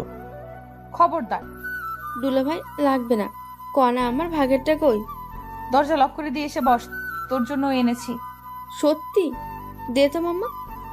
তারপর কণা লিপিকেও খাবার দিল। লিপি খাচ্ছে। হ্যাঁ করো। পেট ভরে গেছে। মিথ্যা বলতে পারো না, বলো কেন? লিপি থাকলেও সমস্যা নেই, ওর একটু জ্বলুক। আচ্ছা দাও। তারপর আমরা একে অপরকে খাইয়ে দিয়ে খাওয়া শেষ করলাম। খাওয়া শেষে কণা সব গুছিয়ে রাখলো, সাথে লিপি সহযোগিতা করলো। আমরা তিনজনে গল্প করতে লাগলাম। তখনই আমার ফোনে কল আসলো। কল ধরে যা শুনলাম তা শুনে অজ্ঞান হয়ে গেলাম। তারপর আমার ফোনে কল আসলো। পকেট থেকে ফোন বের করে দেখি আম্মু কল দিয়েছে। কণা আর লিপিকে চুপ থাকতে বলে আমি আম্মুর কল ধরলাম। কোথায় তুই বাবা? অফিসে আছি আম্মু। কেন, কোনো সমস্যা হয়েছে কি? বাবা, তোর আব্বু 2 দিন ওষুধ না খাওয়ায় আজ মারাত্মক অসুস্থ। খুব তাড়াতাড়ি হাসপাতালে নিয়ে যাও। আমরা এখন গাইবান্ধার এসকেএস হাসপাতালে আছি। ওরা বলল তোর আব্বুর অবস্থা খারাপের দিকে যাচ্ছে। কি বললো ডাক্তার? 1 মাসের ভিতরে অপারেশন না করালে তোর আব্বুকে বাঁচানো যাবে না। আব্বুর কিছুই হবে না, আমি আছি তো। কাল তুই বাসায় আয়। আচ্ছা, রাখি। ফোন কেটে দিয়ে সোফায় বসলাম। কণা আর লিপি কি জিজ্ঞেস করো তা শুনতেই পারলাম না। আমার কাছে 1 টাকাও ক্যাশ নেই, অথচ আজকের মধ্যে 20 লাখ টাকা লাগবে। কোথায় পাবো আমি এত টাকা? মাথায় শুধু টাকার চিন্তা, আর মুখেও টাকা আর টাকা। টেনশনে আমার মাথা ধরে আসলো। তারপর আমি জ্ঞান হারিয়ে ফেলি। তারপর কি হয়েছে আমার মনে নেই। যখন আমি স্বাভাবিক অবস্থায় আসি তখন আমি দেখলাম আমি হাসপাতালে। আমার মাথার কাছে কণা বসা, সামনের বেঞ্চে লিপি আর আন্টি বসে আছে। আমি এখানে কেমনে আসলাম? তোমার ফোন আসার পর তুমি অজ্ঞান হয়ে গেছো। তারপর আমি আর লিপি অফিসের সবার সহযোগিতায় হসপিটালে নিয়ে আসলাম। 1 ঘন্টা পর জ্ঞান ফিরলো। আচ্ছা বলো তো কি হয়েছিল যার কারণে অতিরিক্ত টেনশন করেছো? আমার আব্বু 2 দিন ওষুধ খায়নি, আজ নাকি মারাত্মক অসুস্থ, হাসপাতালে আছে। বলো কি, কখন হয়েছে? আমাকে তো বলতে পারতা। প্লিজ, তুমি যে করেই হোক 20 লাখ টাকা ম্যানেজ করে দাও। তুমি যা বলবা আমি তাই করব। আব্বুর কথা মনে হওয়া মাত্র কণার পা ধরে কথাটা বললাম। টাকা দিয়ে কি করবা? আব্বুর অপারেশন 1 মাসের মধ্যে না করলে বাঁচাতে পারবো না। প্লিজ ব্যবস্থা করো। তোমার আব্বু এখন কোথায় আছে?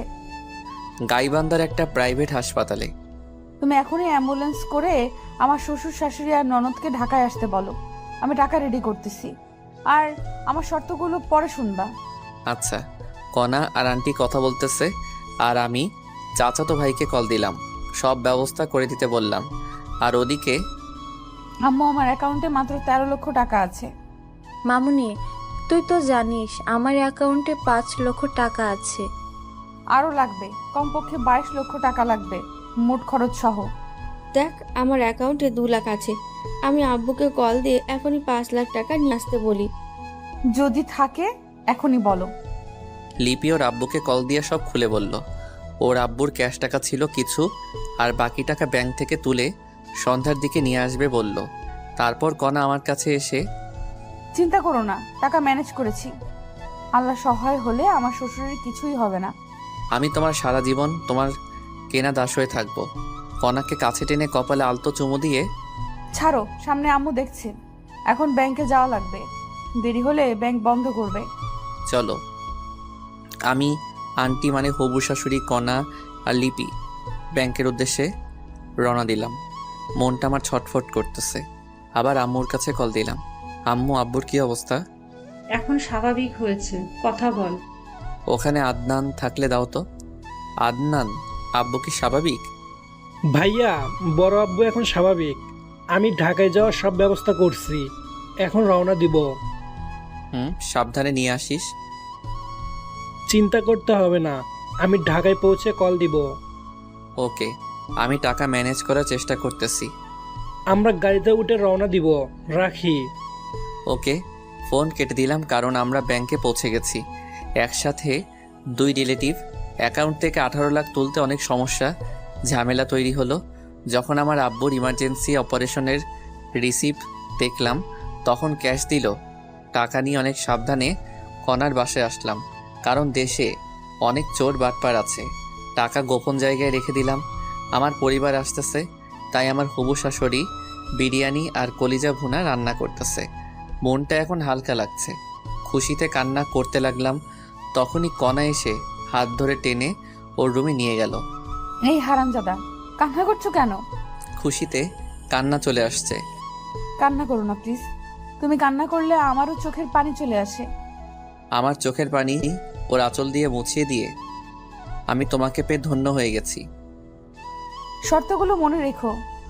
যাই করো, আমার পরিবারকে ফেলে দিতে বলবা না। এইসব না, কয়েকটা শর্ত বলে দেই। শুধু আমায় ভালোবাসতে হবে, আমায় কয়েকদিনের মধ্যে বিয়ে করতে হবে। সেখানে আমার ফ্যামিলি আর তোমার ফ্যামিলি একসাথে থাকবে। অন্য মেয়ের দিকে তাকালে চোখ তুলে ফেলবো, আর বাকি শর্ত পরে বলবো। বলো রাজি কিনা? আমি তোমার সব শর্তে রাজি বলেই কণাকে জড়িয়ে ধরে বিছানায় ফেলে দিলাম। তখনই হবু শাশুড়ি ডাক দিল। কণা আমায় ধাক্কা দিয়ে বিছানায় বসলো। আমিও বসে ফোন টিপতে লাগলাম। শাশুড়ি এসে, তোমার আব্বু কত দূর আসলো? আর 2 ঘন্টার একটু বেশি লাগবে। তাহলে তোরা বসে খেয়ে নে। আমি, কণা আর লিপির কথা। ওকে। আমাকে অনেক খিদা লেগেছে, তাই ফ্রেশ হয়ে এসে পেট ভরে খেয়ে নিলাম। খাওয়া শেষে সোফায় বসে টিভি দেখতেছি। লিপির আব্বু টাকা নিয়ে আসলো, আমাকে চিন্তা করতে নিষেধ করলো এবং সাথে করে লিপিকে নিয়ে গেল। কণা টাকা রেখে আসলো, আর আমার শাশুড়ি ঘুমাতে গেল। আর আব্বু আম্মু আসলে ডাক দিতে বলল। কণার কথা জিজ্ঞেস করলাম, কণা নাকি ঘুমিয়েছে। আমি সোফায় বসে আছি, তখনই কণা আসলো। তুমি ঘুমাওনি? না, তুমি এখানে তাই আসলাম। তুমি গিয়ে ঘুমাও। চুপ করো বলে আমার কোলে মাথা রেখে শুয়ে পড়ল। জানো, আমি কখনো ভাবিনি এমন হবে। আব্বু আম্মু আসলে ডাক দিবা আমায়। রাত 11টায় আমি কল পেয়ে গেট খুলে দিলাম। দেখি ওরা হাইসে করে এসেছে।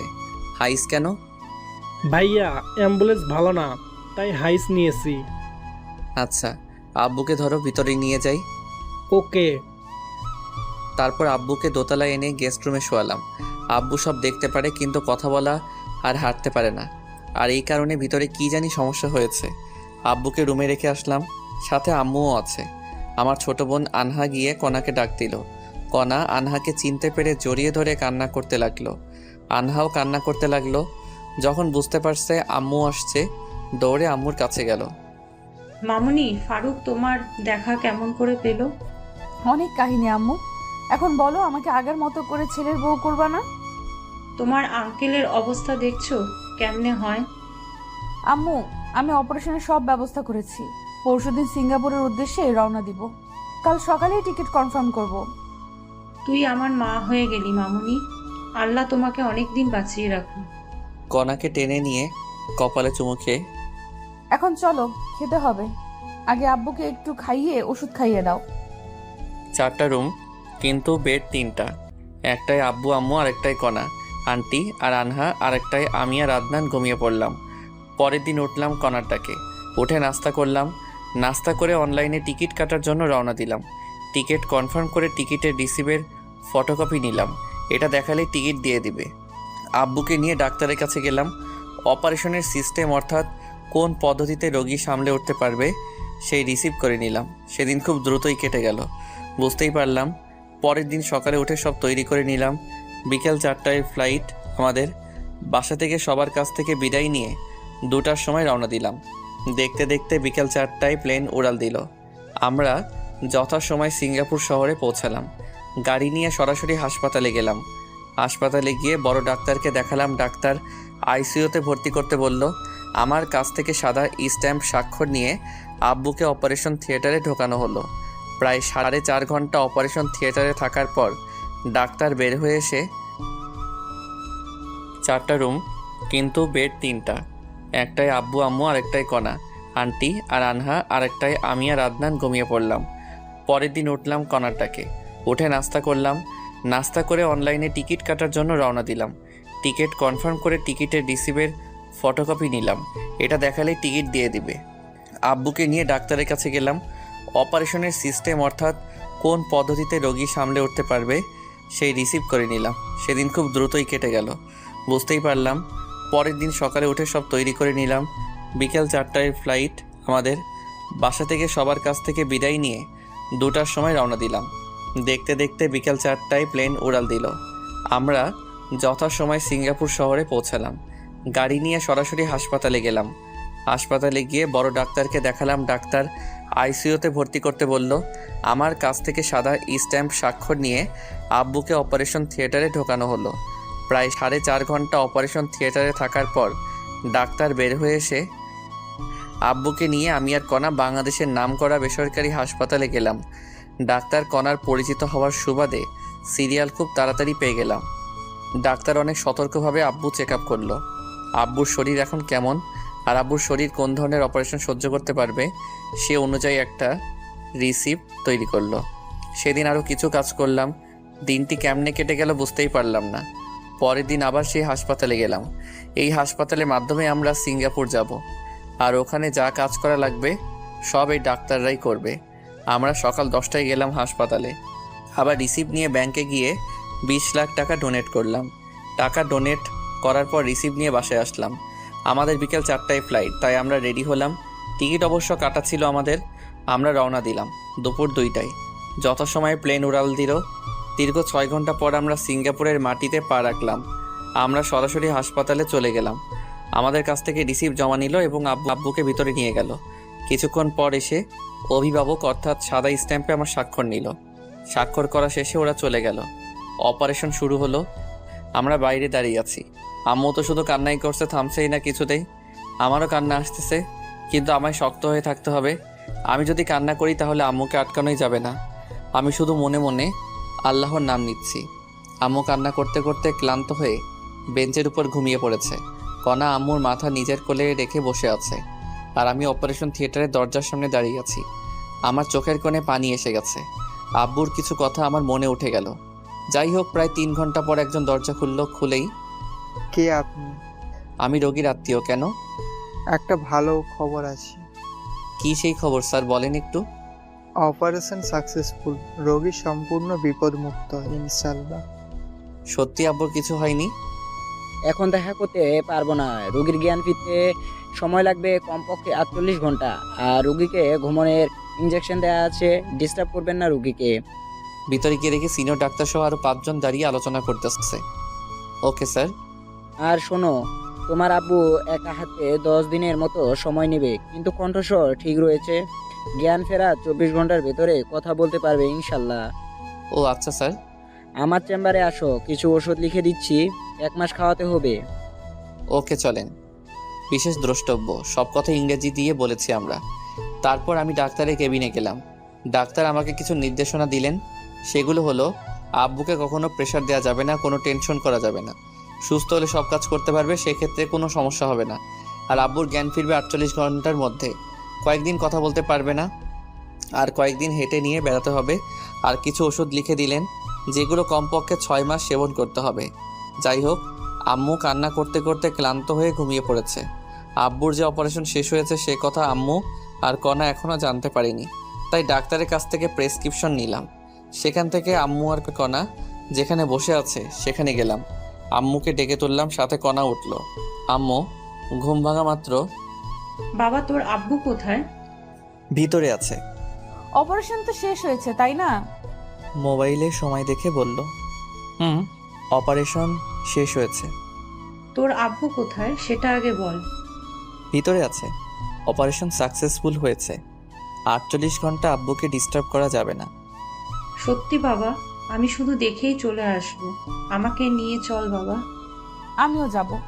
চলো, কিন্তু শব্দ করলে আব্বুর মাথার সমস্যা হতে পারে। আচ্ছা। তারপর আমি কেবিনে ঢুকলাম, সাথে আম্মু এবং কণাও আছে। কণা ঢুকে আব্বুর পালস চেক করলো, আর আম্মু ঢুকে আব্বুর শরীরে হাত রেখে দেখলো। তারপর, আম্মু এবার বাইরে চলো। আমি বাইরে যাব না বাবা, তোরা বাইরে যা। সমস্যা হতে পারে আম্মু। বললাম কোনো সমস্যা হবে না, আমি কোনো শব্দ করব না। আচ্ছা বসে থাকো, আমরা বাইরে আছি। আব্বুর পাশে একটা চেয়ার এনে আম্মুকে বসিয়ে দিয়ে আমাদের উদ্দেশ্য করে, বাবা তোরা দুজন কিছু খেয়ে আয়। আচ্ছা। আম্মু কেবিনে বসে আছে, আমি আর কণা বাইরে আসলাম। তখন, এই তোমার কার্ডে কি টাকা আছে? আমি রেখে দিয়েছি।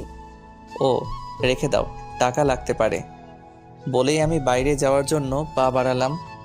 কোথায় যাচ্ছ তুমি? আমি খাবার কিনে আনতেছি। দাঁড়াও, মিথ্যে বলতে পারো না, বলো কেন? মিথ্যা বললাম কখন আমি? জানি তোমার কাছে কোনো টাকা নেই, এখান থেকে খাবার নিয়ে আসিও। আমার হাতে ওর ডেবিট কার্ড দিয়ে, আচ্ছা তুমি কোথায় থাকবা? আসলে আমার কাছে 5,000 টাকা ছিল মাত্র। কোথায় আবার? আম্মুর সাথে। ওকে। কণা আম্মুর কাছে গেল, আর আমি বাইরে গেলাম। সেখানে ভাত না পেয়ে বিরিয়ানি নিয়ে আসলাম। 4 প্যাকেট বিরিয়ানি নিয়ে আসলাম। এসেই আম্মু এদিকে এসে তুলে খাওয়াও আমাদের। আচ্ছা চল। তারপর আম্মু আমাকে আর কণাকে খাইয়ে দিচ্ছে, আর আমরা দুজন আবার আম্মুকে খাওয়াচ্ছি। খাওয়ার এক পর্যায়ে, আজ আমি অনেক খুশি। আমরাও। আজ আব্বুর অপারেশন হয়ে অনেক শান্তি লাগছে। সেটাই। কণা টাকা না দিলে সেটা হতো না কখনো। তোর আব্বু সুস্থ হলে তোদের বিয়ে দেব। আগে আব্বু সুস্থ হোক তো। মেয়েদের মতো লজ্জা পাস কেন? আচ্ছা মামুনি, 3-4 মাস পর বিয়ে হলে কোনো সমস্যা হবে তোমার? আম্মু আপনারা যখন দেবেন আমি তখনই রাজি, কিন্তু বাসায় গিয়ে ওর সাথে আমার রেজিস্ট্রি করে রাখতে হবে। আচ্ছা মামুনি, আমরা একটু সামলে উঠি। আর শোনো, তোদের তো কাল রাতের ঘুমও হলো না। এখানে যে ব্রেঞ্চ আর ফাঁকা বেড আছে, ওখানে ঘুমিয়ে পড়ো। আচ্ছা। তারপর আমরা অনেক কষ্টে ঘুমালাম। ঘুম থেকে উঠলাম পরের দিন সকালে। সেই দিনটাও কেটে গেল। পরের দিন উঠে ভালো লাগছিল না, তাই কণাকে নিয়ে বাইরে গেলাম একটা পার্কে। আমি আর কণা বসে আছি। তখন, আচ্ছা বলো তো, তোমার শর্তগুলো পূরণ করতে হবে না? যখন তুমি আমার কথা শুনবা না তখন বলবো। আমাকে কাছে টেনে নিয়ে আমার কপালে আলতো করে একটা চুমু দিয়ে বলল, আচ্ছা বলেই জড়িয়ে ধরলাম। তখনই কণা একটা আইসক্রিমের ভাসমান দোকান দেখে আইসক্রিমের বায়না ধরল। মহারানী আইসক্রিম খাবে। আমি আইসক্রিম এনে দিলাম। আইসক্রিম আমার একেবারে অপছন্দ। আমাকেও খেতে বলল, কিন্তু আমি খেলাম না। কণা আইসক্রিম খাচ্ছে ছোট বাচ্চাদের মতো করে। খাওয়া শেষে ঠোঁট চারপাশে আইসক্রিম লেগে আছে। তোমার ঠোঁট মুছে ফেলো। আমি পারবো না। দেখো, ঠোঁট পরিষ্কার করো, না হলে ঠোঁট কামড়ে ছিঁড়ে ফেলবো কিন্তু। ছিঁড়ে ফেলো, তোমার জন্যই তো রাখা। তারপর আর কি লাগে, ফায়দা যাকে বলে। কণাকে লিপ কিস করতে লাগলাম। কণাও আমাকে জড়িয়ে ধরলো। ওর ঠোঁটে আর এক বিন্দু আইসক্রিম লেগে নেই। তবুও আমি ছাড়লাম না ওকে। তারপর ধীরে ধীরে গলায় কিস করলাম। তখনই কণা কেঁপে উঠে আমায় জড়িয়ে ধরলো। আমিও আবার শুরু করলাম। তখনই পিছন থেকে, এই আপনারা শিশু পার্কে এসব কি করেন? জরিমানা ধরা হবে কিন্তু। ইংরেজি দিয়ে বললেন কথাগুলো। দুঃখিত, আমরা যাচ্ছি। তারপর আরও কিছুক্ষণ ঘুরলাম। সন্ধ্যার দিকে আম্মুর জন্য খাবার নিয়ে হাসপাতালে আসলাম। হাসপাতালে এসে দেখি আব্বু হাত নাড়ানাড়ি করতেছে। তখনই আমি ডাক্তারকে ডেকে আনলাম। ডাক্তার আব্বুকে চেক আপ করে, I can't believe this. Any problem doctor? না, একটা সুখবর আছে। কি সেই খবর? আসলে আপনার আব্বুর শরীর অনেক ধরনের জিন বিদ্যমান, তাই আপনার আব্বুর অভিযোজন ক্ষমতাও বেশি। খুব সহজেই সব পরিবেশে খাপ খাইয়ে নিতে পারে। আপনার আব্বুর যেসব এনজাইমের জন্য আপনার আব্বুর শরীরের ভারসাম্য ফিরে পেয়েছি, কিন্তু এখনো স্থান ফেরেনি, আর কথা বলতে পারবে কিছুক্ষণ পর। সত্যি ডাক্তার? আর ঘুমের ওষুধ দেয়নি।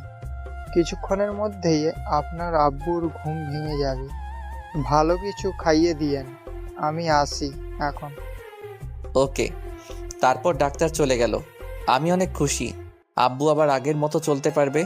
যাই হোক, আব্বুর জ্ঞান রাত 2টার দিকে আসলো। ওঠা মাত্র আব্বুকে বাইরে থেকে আনা খাবার খাওয়ালাম। ওষুধ খাইয়ে দিয়ে আব্বুকে রেস্ট নিতে দিলাম। আব্বু হাত পা নাড়াতে পারে, কিন্তু পা ফেলাতে ভয় পায় আর কথা বলার চেষ্টা করে। মুখ দিয়ে বাতাসও বের হয়, কিন্তু আওয়াজটা বের হয় না। যাই হোক, আমি আর আম্মু মিলে আব্বুকে কিছুক্ষণ হাঁটালাম। তারপর আবার রেস্ট নিতে দিলাম। পরের দিন সকালে কিছুক্ষণ চেষ্টা করতেই আব্বু হাঁটতে সফল হলো। সেদিন আমাদের হাসপাতাল থেকে রিলিজ দিল। সেদিন রাতের টিকিট আমরা কেটে ফেললাম। আব্বু ইশারা দিয়ে কথা বলে টিকিট কাটা শেষে আমরা একটা ছোট হোটেলে গিয়ে রাতের খাবার খেয়ে কিছু ব্যাগে প্যাকেট করে নিলাম। সন্ধ্যার সময় এয়ারপোর্টের ভিতরে প্রবেশ করলাম। রাত 8টায় প্লেন উড়াল দিল। পরের দিন ঢাকা শাহজালাল আন্তর্জাতিক বিমানবন্দরে নেমে কণার বাসায় গেলাম এবং কণার আব্বুর নামে যা শুনলাম তা শুনে দ্রুত সন্ধ্যার সময় আমরা এয়ারপোর্টের ভিতরে আসলাম। সিঙ্গাপুরের সময় রাত 11টায় আমাদের ফ্লাইট। আগে থেকেই জানতাম অনেক সময় ভিতরে বসে থাকা লাগবে, তাই রাতের জন্য হালকা নাস্তা নিয়েছিলাম। রাত 9টার দিকে নাস্তা করলাম সবাই মিলে। আমরা এয়ারপোর্টের ভিতরের সোফায় বসে আছি। তখনই ভাবলাম আব্বুকে একটু ধরে ধরে হাঁটিয়ে নিই। সেই অনুযায়ী কাজও করলাম। প্রায় আধা ঘন্টা হাঁটালাম। আল্লাহর অশেষ রহমতে আব্বু ভালোভাবেই হাঁটতে পারছে। কিছুক্ষণ পর সকল যাত্রীকে প্লেনে উপস্থিত হতে বলা হলো। আমরাও প্লেনের ভিতরে গেলাম। আমাদের 4 জনের সিট একসাথেই পড়েছে। আমাদের সিট বেল্ট বেঁধে দিল বিমানবালারা। রাত 11টায় প্লেন উড়াল দিল। আমরাও ঘুমিয়ে পড়লাম। আমার পাশে কণা, তারপর আম্মু, তারপর আব্বুর সিট পড়েছে। আমাদের প্রত্যেককে একটা করে কম্বল দেওয়া হলো। কণা ওর জন্য দেয়া কম্বলটি রেখে দিল। কম্বল রেখে দিলা কেন? আমাদের একটা কম্বলই যথেষ্ট। কেমন করে একটা দেওয়া হবে, যে ছোট একটা কম্বল? এতেই হবে। আমি তোমায় জড়িয়ে ধরে ঘুমাবো, তোমার কাঁধে মাথা রাখবো। আমার কানের কাছে ফিসফিস করে, খালি ফাইজলামো। ঠিক আছে, আমার কাঁধে মাথা দিয়ে ঘুমাও। কণার কানে কানে বললাম। বলেই আমার গালে একটা চুমু দিল। লক্ষ্মী মেয়ে। কণার কপালে চুমু দিলাম। আমি আব্বু আম্মুর দিকে দেখলাম, ঘুমিয়ে পড়েছে। আব্বু আম্মুর শরীরের কম্বল ভালো করে গায়ে দিয়ে দিলাম যাতে ঠান্ডা না লাগে। তারপর সিটে বসলাম। তখন কণা আমার কাঁধে মাথা রেখে ঘুমিয়ে পড়ল। আমাকে দেয়া কম্বলটি আমাদের দুজনের শরীরে দেওয়ার চেষ্টা করলাম, কিন্তু ছোট হওয়ায় পারলাম না। আর তখন আমি বিমানবালার কাছ থেকে আরেকটা কম্বল নিয়ে কণাকে ভালো করে ঢেকে দিলাম। একে অপরের সাথে জড়াজড়ি করে ঘুমিয়ে পড়লাম। ঘুম ভাঙলো বিমানের একটা সিগনালে। প্লেন এখন ল্যান্ড করবে, তাই সবাইকে জাগ্রত করার জন্য এক ধরনের সাউন্ড সিস্টেম ব্যবহার করে আমরা সিগন্যালের আওয়াজে জাগ্রত হয়ে গেলাম। প্রায় 30 মিনিট লাগলো প্লেন শাহজালাল আন্তর্জাতিক বিমানবন্দরে ল্যান্ড করতে। ল্যান্ড করার পর আব্বুকে ধরলাম এবং নিচে নামাতে সাহায্য করলাম। নিচে নামার পর থেকে আব্বু নিজে নিজে আমাদের সাথে হাঁটতে শুরু করলো। ল্যান্ড করার পর আমরা প্লেন থেকে নেমে রিসিভ রুমে আসলাম। রিসিভ রুম থেকে ব্যাগ রিসিভ করে এয়ারপোর্টের বাইরে আসলাম। আমার ছোট বোন আনহা আর চাচাতো ভাই আদনানকে আসতে বলা হয়েছিল। আমরা এয়ারপোর্টের বাইরে এসে দেখলাম ওরা দাঁড়িয়ে আছে। আনহা আব্বুকে দেখে দৌড়ে এসে কান্না শুরু করে দিল। আব্বুও নীরবে চোখের পানি ফেলতে লাগলো। আমি সান্ত্বনা দিয়ে একটা ট্যাক্সি নিয়ে আমরা সবাই কনার বাসায় আসলাম। আমি ব্যাগ নিয়ে আগেই দোতলায় গেলাম। বাসায় এসে কলিং বেল দিলাম। আমার আব্বুর বয়সী একজন পুরুষ দরজা খুলে দিল। কে আপনি? এই বাসায় কি চাই? সরি, আপনাকে তো চিনলাম না। আমি এই বাসার মালিক। আমার শাশুড়িকে ভয় দেখিয়ে বাড়ি দখল বলেই লাঠি খুঁজতে লাগলাম। বাবা, তুমি এতদিন কোথায় ছিলে? কণা পাশ থেকে এসে জড়িয়ে ধরল ভদ্রলোককে। বাবা মানে এই লোককে? কণাকে উদ্দেশ্য করে বললাম। উনি আমার বাবা। ভিতরে আসো। আর বিয়ান আপনারও আছেন? বাবা মাকে উদ্দেশ্য করে চলেন বেআই। তারপর আমরা সবাই সোফায় গিয়ে বসলাম। তখন আব্বু, তুমি এই 2 বছর কোথায় ছিলে? কি কাজ ছিল মামুনি? আর কোথাও তোমার যাওয়া হচ্ছে না তোমার? আর কোথাও যাব না, অবসর নিয়ে তবেই এসেছি। ভাই সাহেব, আপনি কি কাজ করতেন হঠাৎ 2 বছর হচ্ছিল না আপনার? বিয়ান, আমি একজন কমিশনার ছিলাম। আমাদের দেশে মাদকের ব্যবহার অধিক ছিল, আর আমি ট্রেনিংয়ে মেডেল জিতেছিলাম। তাই সরকার আমায় ডেকে পাঠায়। তারপর আমাদের একটা মিটিং হয়। সেই মিটিংয়ে 60টা সদস্য বিশিষ্ট একটা দল তৈরি করি। এদের মূল কাজ মাদকের গডফাদারকে ধরা। আমরা এই মিশনের জন্য উঠে পড়ে লেগে পড়ি। বাসায় থাকলে সমস্যা হতো, তাই আমি কাউকে না জানিয়ে পালিয়ে যাই। মিশন ছিল জীবন মরণের, ধরা পড়লেই মৃত্যু নিশ্চিত। আমরা দেশের ভিতরে এবং বাইরে 2 বছর নিরলস প্রচেষ্টার পর 7 দিন আগে এই সন্ত্রাসকে ধরিয়ে দিই এবং আবার মেডেল পাই। সেদিনই চাকরি অবসরের আবেদন করি। অফিসাররা অবাক হয়েছিল এবং তারা আমাকে চাকরি জোর করে রাখতে চেয়েছিল, কিন্তু পারেনি। আমি পরশুদিন বাসায় এসে সব শুনলাম। বিয়ার নাকি অপারেশন হয়েছে। আপনার মেয়েই টাকা দিয়েছিল, আমাদের তো অপারেশন করার সামর্থ্য ছিল না। বিয়ান, আমার যা কিছু আছে সব কণা মামনির, আর আমার মেয়ে আবার আপনার বাড়ির বউ। আর এসব কথা বাদ দেন। এখন বিয়ের কি অবস্থা? হাঁটতে পারতেছে, কিন্তু কথা বলতে পারতেছে না। মুখ দিয়ে বাতাস বের হয়। ডাক্তার বলছে 1 সপ্তাহের মধ্যে কথা বলতে পারবে। আল্লাহ যেন তাড়াতাড়ি সুস্থ করে দেন। আচ্ছা বেআই, কণা আর ফারুকের সম্পর্ক নিয়ে আপনার মন খারাপ হয়নি? বিয়ান, কণা আগে রিলেশন করতো আপনার ছেলের সাথে। আমি জানতাম রিলেশন করে, কিন্তু আপনার ছেলেকে দেখিনি। পরে যখন ওদের ব্রেকআপ হয়েছে এবং আমার মেয়ে বাইরে চলে যায়, মেয়ে আমাকে বুঝতে দেয়নি। তারপর আমি মিশনে গিয়েছিলাম। বাসায় এসে জানতে পারলাম ব্যাপারটা। প্রথমে রাগ হয়েছিল, কিন্তু পরে সব শোনার পরে অনেক খুশি লাগতেছে। বেআই, আপনার মেয়েকে আমি অনেক পছন্দ করি। তাই ফারুক যখন ওদের ব্রেকআপের কথা বলল, তখন ওর সাথে অনেক রাগারাগি করেছি, কিন্তু সবকিছু বিবেচনা করে মেনে নিতে হয়েছে। অনেক ভালো লাগলো বিয়ান। আমারও রিলেশন করে বিয়ে করেছি, আমার মেয়েও। আমরাও সেম। যাক ওসব, কাল আবার গ্রামের বাসায় যেতে হবে আমাদের। কেন বিয়ান? ওমর ফারুককে আর কতই প্রেসারে রাখি বলেন? এমনি ওর বেতন অল্প, খাবার যদি পরিবার সহ ঢাকায় থাকি তাহলে অনেক টাকা খরচ হবে, তাই চলে যাব। কি বলেন বিয়ান? সামনে আমার একটা ফ্ল্যাট আছে, 5 তলা ফ্ল্যাট। সেখানে 4 তলায় আপনারা থাকবেন। বেআই অনেক উপকার করেছেন, তাই জীবনে শোধ করতে পারবো না। আর উপকার করবেন না। বেআই কি বলেন এসব? আমরা কিন্তু কষ্ট পাবো। আচ্ছা বেআই, আগে আপনার বেআই সুস্থ হোক। ও সুস্থ হলে যে কোম্পানিতে চাকরি করতো সেখানেই আবার জয়েন করতে পারবে। রেফারেন্স আছে তো। সুস্থ হলেই আবার ঢাকায় আসবো। আচ্ছা ঠিক আছে, কিন্তু এদের বিয়ের ডেট ঠিক করতে হবে না? কিছুদিন যাক। তবু কতদিন পর? 6 মাস পর। কি বলো তুমি? আব্বুকে উদ্দেশ্য করে মাথা নাড়িয়ে আচ্ছা ঠিক আছে, এখন চলেন, সকালের খাবার খেতে হবে। আব্বু, প্রচুর খিদে লাগছে, আর আমরা খেয়েই ঘুমাবো। ঘুম হয়নি রাতে।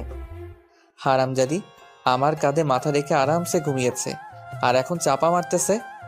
সবাই ফ্রেশ হয়ে এসে টেবিলে বসো। আমি দেখি কনার আম্মুর রান্না কত দূর। তারপর আম্মু আর আব্বু গেস্ট রুমে গেল, সাথে আদনান আর আনহাও। আর কণা আমাকে টেনে ওর রুমে নিয়ে গেল। আমি যেই রুমে ঢুকেছি সাথে সাথে কণা দরজা লাগিয়ে দিল। এই কি করো? তোমার কমিশনার বাপ আমার গুটলি ফাটাই দিবে। কিছুই বলবে না, এখন যাও ফ্রেশ হও আগে। ওকে। তারপর আমি বাথরুমে ঢুকলাম। 10 মিনিট পর একদম ফ্রেশ হয়ে বের হলাম। বের হয়ে দেখি কণা আগের কাপড় পরিবর্তন করে শাড়ি পরার বৃথা চেষ্টা করতেছে। আমি বাথরুম থেকে বের হয়েছি, কণা বুঝতে পারিনি। আমি হালকা কাশি দিলাম, সাথে সাথেই কণা পিছনে ফিরে দেখলো। আমি তো আবার ক্রাশ খেলাম। হালকা মেকআপ করেছে। উফ, অসাধারণ লাগছে কণাকে। তখনই কুত্তা, এমন করে কি দেখো? এখানে আসো। বলে ওর কাছে এসে আবার মন ভরে দেখতে লাগলাম। আমাকে শাড়ি পরিয়ে দাও। আচ্ছা। তারপর আমি কণার শাড়ির কুচি ধরলাম। ধবধবে পেট, নাভির 2 ইঞ্চি উপরে একটা তিল। আমি নিজেকে কন্ট্রোল করার চেষ্টা করতেছি, আর কণা সেটা বুঝতে পেরেছে। কণা আমার কাঁধে হাত রেখে আছে। আমি কুচি সুন্দরভাবে গুছিয়ে কোমরে গুছলাম। তখনই কণা আমার হাত চেপে ধরলো এবং মাথা পেটের সাথে চেপে ধরলো। আমি নিজেকে আর ধরে রাখতে পারলাম না। কণার মাথা শক্ত করে ধরে লিপ কিস করা শুরু করলাম। কণাও আর কন্ট্রোল করতে পারলো না, সেও রেসপন্স করা শুরু করলো। টানা কিস করতে করতে কণাকে কোলে করে বিছানায় নিয়ে গেলাম। বিছানায় ফেলে আবার কিস করা শুরু করলাম। তারপর গলায় কিস করতে লাগলাম। তখনই এই কুত্তা, আমাকে কি বিয়ের আগেই প্রেগন্যান্ট করতে চাও নাকি? ও শিট, সরি, আমি ব্যাপারটা বুঝতে পারিনি। দোষ আমার। আমি ইচ্ছে করেই তোমার শাড়ি পরিয়ে দিতে বলেছি। আমি জানতাম তুমি ঠিক থাকতে পারবা না। তবে রে, বলেই জোরে গাল টেনে দিলাম। আউচ, হারামি, বাইরে চলো। চলো বলেই দরজা খুললাম। আরে মুখ তো মুছে ফেলো, মুখে লিপস্টিক লেগে আছে। বলেই বাইরে চলে গেল। কি বলো? বলে আয়নার সামনে গিয়ে দেখি সত্যি সত্যি লিপস্টিক লেগে আছে। তারপর আমি ভালো করে মুখ ধুয়ে বাইরে আসলাম। বাইরে এসে দেখি সবাই আমার জন্য টেবিলে অপেক্ষা করে বসে আছে। সামনে গিয়ে দেখি কণার পাশের টেবিলটাই মাত্র ফাঁকা আছে। খিদেও লাগছে, তাই আমিও বসলাম টেবিলে। হবু শাশুড়ি খাবার সার্ভ করলো, আর আমি কোনো দিকে না তাকিয়ে খাওয়া শুরু করলাম। তখন নিচ থেকে সুরসুরি লাগলো। আমি বিড়াল মনে করে নিচে তাকালাম, দেখি নিচে কিছুই নেই। মাথা তুলে দেখি আমার প্লেটেও কিছুই নেই। আমার প্লেটের মাংস কে জানি তুলে নিয়েছে। কণার মুখের দিকে তাকালাম, দেখি কণা মুচকি মুচকি হাসতেছে। আমিও বুঝতে পারলাম গন্ডগোলটা কোথায়। খাওয়াই হলো না আমার। সামনে তাকিয়ে দেখি সবার খাওয়া শেষ। লজ্জায় আবার চাইতেও পারছি না, তাই পেটে ক্ষুধা নিয়ে হাত ধুয়ে উঠে আসলাম। কণাও উঠে ওর আম্মুর কাছে গেল। আমি আম্মুকে বলে কণাকে না জানিয়ে আমার ভাড়া বাসায় চলে গেলাম। যাওয়ার সময় সাথে করে বিরিয়ানি নিয়ে গেছিলাম। সেগুলো খেয়ে ফোন বন্ধ করে চার্জে দিয়ে 11টার সময় দিলাম ঘুম। ঘুম থেকে উঠলাম বিকাল 4টায়। উঠে ফ্রেশ হয়ে ফোন অন করলাম।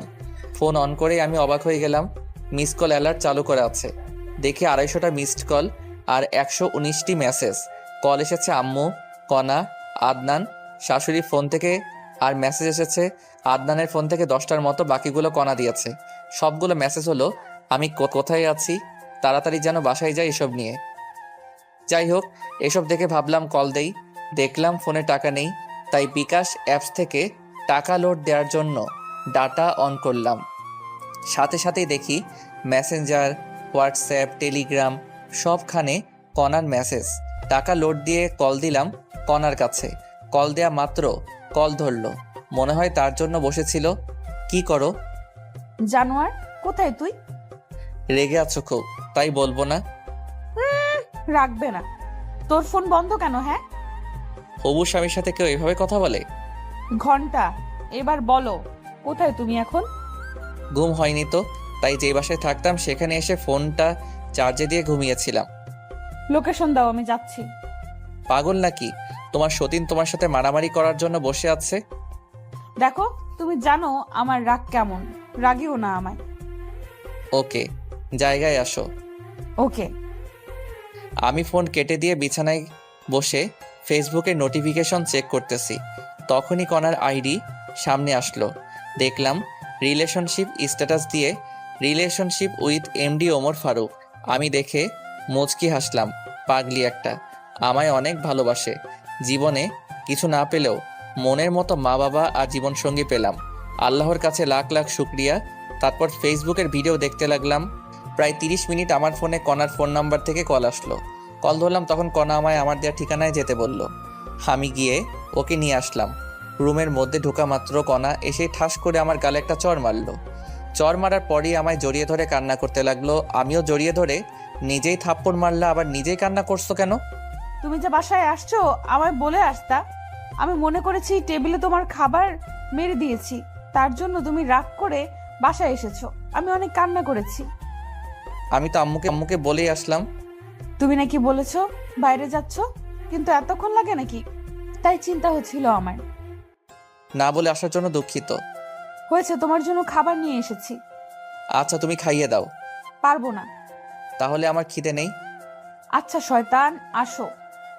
তারপর কণা আমায় খাইয়ে দিতে লাগলো, আবার আমিও ওকে খাওয়াচ্ছি। তখনই আমাদের বাসার মালিক আসলো। বাসার মালিকের সাথে আমার সম্পর্ক ভালো। বাড়িওয়ালা এসে, কি ফারুক, কি খবর তোমার? দুদিন থেকে দেখাই যাচ্ছে না, ঘটনা কি? ভাই, আব্বুর অপারেশনের জন্য বাইরে গেছিলাম। ইনি কে, ভাবি নাকি? আপনার ভাবি। হাফ নাকি ফুল? পরে বলবো। আচ্ছা, পরে শুনবো। এখন বাড়ি ভাড়া কবে দিবা? কাল দিব ভাই। আচ্ছা, তাহলে আমি যাই। বাড়িওয়ালা চলে গেল। কণা আমায় রেডি হতে বলল, আমি তৈরি হয়ে নিলাম। আজ আব্বু আম্মু, ছোট বোন আনহা আর চাচাতো ভাই আদনান বাসায় যাবে। ওদেরকে বাসে তুলে দিতে হবে। আমি রেডি হয়ে রুমে তালা দিয়ে বের হলাম। কণা আর আমি রিক্সা নিয়ে কণার বাসায় গেলাম। বাসায় যাওয়া মাত্র, তোর কি আকেল জ্ঞান নেই? তুই বাইরে গিয়েছিস, কণাকে বলা লাগবে না? তোমাকে তো বললাম আম্মু। তুই বলেছিস তুই বাইরে যাচ্ছিস, কিন্তু তুই যে তোর মেসে যাবি সেটা তো বলিসনি। আর তোর ফোন বন্ধ ছিল, তাই কণা কান্নাকাটি করে অবস্থা খারাপ করছিল। বাদ দাও। তোমরা রেডি হয়েছ? প্রায় বাস কটায়? রাত 9টায়। এখন 6টা 30 বাজে। তাহলে সমস্যা নাই। খেয়েছো তোমরা? তোর জন্যই বসে আছি। চলো। সন্ধ্যা 7টার দিকে সবাই মিলে একসাথে বসে খেলাম। খাওয়া শেষে সবাই কণার আব্বু আম্মুর কাছ থেকে বিদায় নিয়ে রওনা দিলাম। আমি আব্বু আম্মু ভাই বোনদের গাড়িতে তুলে দিয়ে কণাকে বাসায় রেখে মেসে যাব। যাই হোক, স্টেশনে গিয়ে বসে আছি। কণা, আম্মু আর আনহা গল্প করতেছে। অত্যন্ত গরম এখন, তাই আম্মু আমাকে পানির বোতল আনতে বলল। আমি রাস্তা পার হয়ে একটা দোকানে গেলাম। দোকানে প্রচুর ভিড়, তাই দাঁড়িয়ে আছি। আর ওদিকে, আম্মু তুমি আবার কবে আসবা? তোমার শ্বশুর সুস্থ হলে। আম্মু, আমরা কিন্তু এখনো আলাদা বাসায় থাকতে পারি। আমি আর আপনার ছেলে চাকরি করি কেন? কিছুদিন যাক, তারপর। বলেই কণার কপালে একটা চুমু দিল। তাড়াতাড়ি আসো। তোমরা আর আমার এই ননদটাকেও ভালো স্কুলে ভর্তি করাতে হবে। পরে সেটা ভাবি। আমার পরীক্ষা সব কমপ্লিট, 6 মাস পর পরীক্ষা। সত্যি? তাহলে আমি তোমার পরীক্ষার আগে যাব ওখানে। আচ্ছা ভাবি, আসিও, অনেক মজা হবে। যাই হোক, ওরা এমন আরও কথা বলতেছে, আর এদিকে আমি পানির বোতল কিনে রাস্তা পার হচ্ছি। তখনই প্রায় 2 বছর পর চিরচেনা আব্বুর কণ্ঠস্বর শুনতে পেয়ে দৌড় দিলাম। আমি তো শকড হয়ে গেলাম, আবার অনেক খুশি লাগতেছে। কিন্তু আব্বু কি জানি ইশারা করতেছে আর বলতেছে, আরে পাগল ছেলে, সামনে দেখ। বলেই আব্বু আমার কাছে দৌড়ে আসতেছে। আমি সামনে তাকিয়ে দেখি 20 হাত দূরে একটা সিএনজি 60 কিলোমিটার পার আওয়ার বেগে ছুটে আসতেছে। সিএনজি এর গতি দেখে আমি ভয়ে কি করব ভেবে পাচ্ছি না। আমার ব্রেন কাজ করা বন্ধ করে দিয়েছে। আমি আমার মৃত্যু দেখতে পারতেছি। আমি ভয়ে চোখ বন্ধ করলাম। তখন আমার মনে হলো আমায় কেউ আচমকা টান দিল। আমি বুঝতে পারলাম আমি কোথাও পড়ে গিয়েছি, কিন্তু আমার শরীরে মনে হয় শক্তি নেই। কেউ একজন আমায় ধাক্কাচ্ছে। তখনই আমার চিন্তা শক্তি কাজ করা শুরু করে দিল। আমি চোখ খুললাম। খোলা মাত্র, বাবা, তোর কিছু হয়নি তো? কিছু হয়নি তো মনে হয়, বলেই দাঁড়িয়ে আমার শরীর দেখতেছি। চারপাশে দেখে আসবি না। ভুল হয়েছে, এবার চলো। চল। আম্মুকে বলিও না, আবার চিন্তা করবে। আচ্ছা। তারপর আমি আমার শরীরের ধুলা ঝেড়ে ফেলে দিলাম। তারপর আব্বু আর আমি, আম্মু, কণা আর আনহাদের কাছে আসলাম। আব্বু যখন এসে সবার সামনে কথা বলল, সবাই আনন্দে হই দিয়ে উঠলো। আর আম্মু তো খুশিতে কান্না কান্না করতে লাগলো। তখনই, এই একসাথে এত খুশি কোথায় রাখি? তুমি যাও, বাবার জন্য ফলের রস নিয়ে আসো। ওকে, যাচ্ছি বলে যেতে লাগলাম। কোথায় যাচ্ছিস? ফলের রস নিয়ে আসি। লাগবে না। আব্বু নিয়ে আসুক না। আরে ফারুক, কোথাও যাও না। জানো কি হয়েছিল একটু আগে? কি হয়েছিল আব্বু? কিছু হয়নি বলেই আব্বুর মুখ চেপে ধরলাম। কি হয়েছিল বলো না, হলে তোমার অবস্থা খারাপ আছে। আসলে তারপর সব খুলে বলল। কি এত বড় ঘটনা ঘটে গেছে আর আমরা কিছুই জানি না? তোর যদি কিছু হয়ে যেত তাহলে আমি কি নিয়ে বাঁচতাম বাবা? আরে চিন্তা করো না তো, কিছু হয়নি তো। হলে আর কি হতো, মরে যেতাম। কান্না করার মতো কেউ নেই। এসব কথা বলিস না বাবা, আমার একটাই ছেলে বাবা। চলো তো একটু ওয়াশরুমে যাব। চলো। তারপর আম্মুকে চুপ করে থাকতে বললাম। আব্বু আমার আম্মুকে সান্ত্বনা দিচ্ছে আর আমি কণাকে নিয়ে বাস কাউন্টারের ওয়াশরুমে ঢুকলাম। কণা ভিতরে ঢুকে উকি দিয়ে কি জানি দেখলো। তারপর হঠাৎ দরজা বন্ধ করে দিয়ে আমার শার্টের কলার ধরলো। তখন, এই কি করছো? তুই কি বললি কিছুক্ষণ আগে? কি বলছি আমি? কি বললি তুই মরে যাবি? তোর কিছু হলে আমি কি নিয়ে বাঁচবো বল? সরি, আর বলবো না। সাবধানে দেখে শুনে বের হবো না তুমি? তোমার কিছু হলে আমি কি নিয়ে বাঁচবো? কলার ছেড়ে দিয়ে আমায় জড়িয়ে ধরে কান্না করতে করতে কথাগুলো বলল। তোমার আর আম্মুর দোয়া আর আল্লাহর রহমত থাকলে আমার কিছু হবে না। সবসময় তোমার জন্যই দোয়া করি আমি। এবার কিস করো। তাই তো, তোমায় অনেক ভালোবাসি। কচু বাসো, তাই তো আমার কথা চিন্তাও করো না, শুধু বাজে কথা বলো। মৃত্যু ছাড়া আমি তোমায় ছেড়ে কোথাও যাব না বলেই জড়িয়ে ধরে কপালে চুমু খেলাম। জানো আমার না খুব কান্না আসছিল যখন তুমি কথাগুলো বলছিলে। মনে হচ্ছিল ধরে থাপ্পড় মারি আর বলি তোমায় অনেক ভালোবাসি। ওসব আমি ইচ্ছা করেই বলেছি। দেখলাম তুমি আমায় কেমন ভালোবাসো বলে চোখের পানি মুছে দিলাম। এবার চলো বাইরে যাব, না হলে অনেকে খারাপ ভাববে। আমার কপালে চুমু দিয়ে চলো।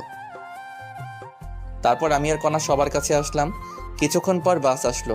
আমি সবাইকে বাসে তুলে দিলাম। সবার জন্য হালকা খাবার কিনে দিলাম। বাস যতক্ষণ ছিল ততক্ষণ দাঁড়িয়েছিলাম। তারপর আমি আর কণা সিএনজি নিয়ে বাসায় আসলাম। কণাকে বাসায় নামিয়ে দিয়ে আমি আবার আমার ভাড়া বাসায় চলে গেলাম। আমি আজ অনেক হেঁটেছি এবং কাজও করেছি, তাই অনেক ক্লান্ত থাকায় ঘুমিয়ে পড়লাম।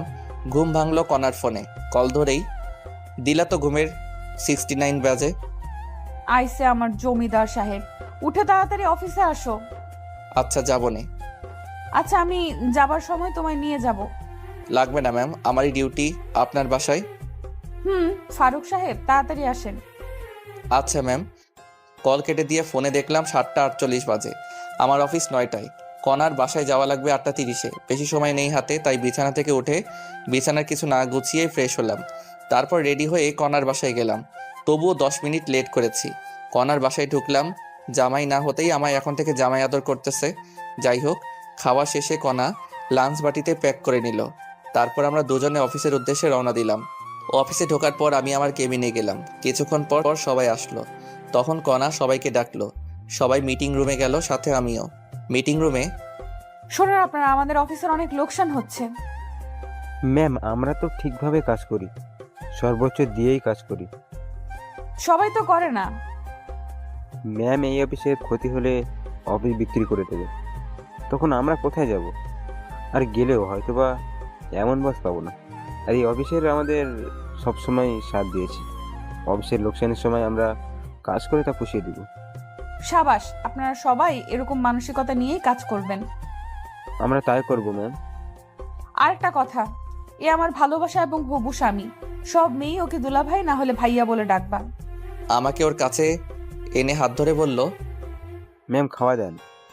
আচ্ছা আজ দিব। তারপর মিটিং শেষ করে দিল। কণা সবাইকে খাওয়ালো। তারপর আবার কাজ করতে লাগলাম। অনেকদিন আসতে পারিনি, অনেক কাজ পড়ে আছে। কাজ করতে করতে দুপুর হয়ে গেল। লাঞ্চের সময় কণা ডাকলো। কণার কেবিনে লাঞ্চ করলাম। লাঞ্চ শেষে আবার কাজ করতে লাগলাম। ছুটি হলে কণা আর আমি অফিসের গাড়ি নিয়ে একটু ঘুরে বেড়াই। তারপর কণার বাসায় গিয়ে রাতের খাবার খেয়ে বাসায় যাই। এইভাবে চলে গেল 7 দিন। অফিসের কাজের প্রচুর চাপ, কোম্পানির লোকসান, সবাইকে দিয়ে তুলে নেওয়া হচ্ছে। এই মাস প্রায় শেষ হয়ে যাচ্ছে। মাসের আছে 5 দিন। অফিস যাওয়ার জন্য বের হয়েছি। তখন মেসেঞ্জারে আমার গ্রামের এক বান্ধবীর কল পেলাম। কি রে ফারুক, কেমন আছিস? আলহামদুলিল্লাহ, তুই কেমন আছিস? দুলা ভাই আর ভাগিনা কেমন আছে? ভালো ছিলাম, কিন্তু কয়েকদিন থেকে নেই রে মামা। কেন, কোনো সমস্যা হয়েছে কি? তোর দুলাভাইয়ের হার্টের অপারেশন করা লাগবে। টাকা ম্যানেজ হয় নাই? সব কমপ্লিট। আর তুই তো জানিস আমরা পালিয়ে বিয়ে করেছি, এই জন্য এখনো মেনে নেয়নি। আর তোর দুলাভাইয়ের অসুস্থতার জন্য কোম্পানি থেকে লোন নিয়ে অপারেশন করাচ্ছি। আমার কি কোনো হেল্প লাগবে? ঢাকায় আমার চেনা পরিচিত তুই আছিস, আর অপারেশনের সময় আমি মেয়ে মানুষ, কেমনি দৌড়াদৌড়ি করব।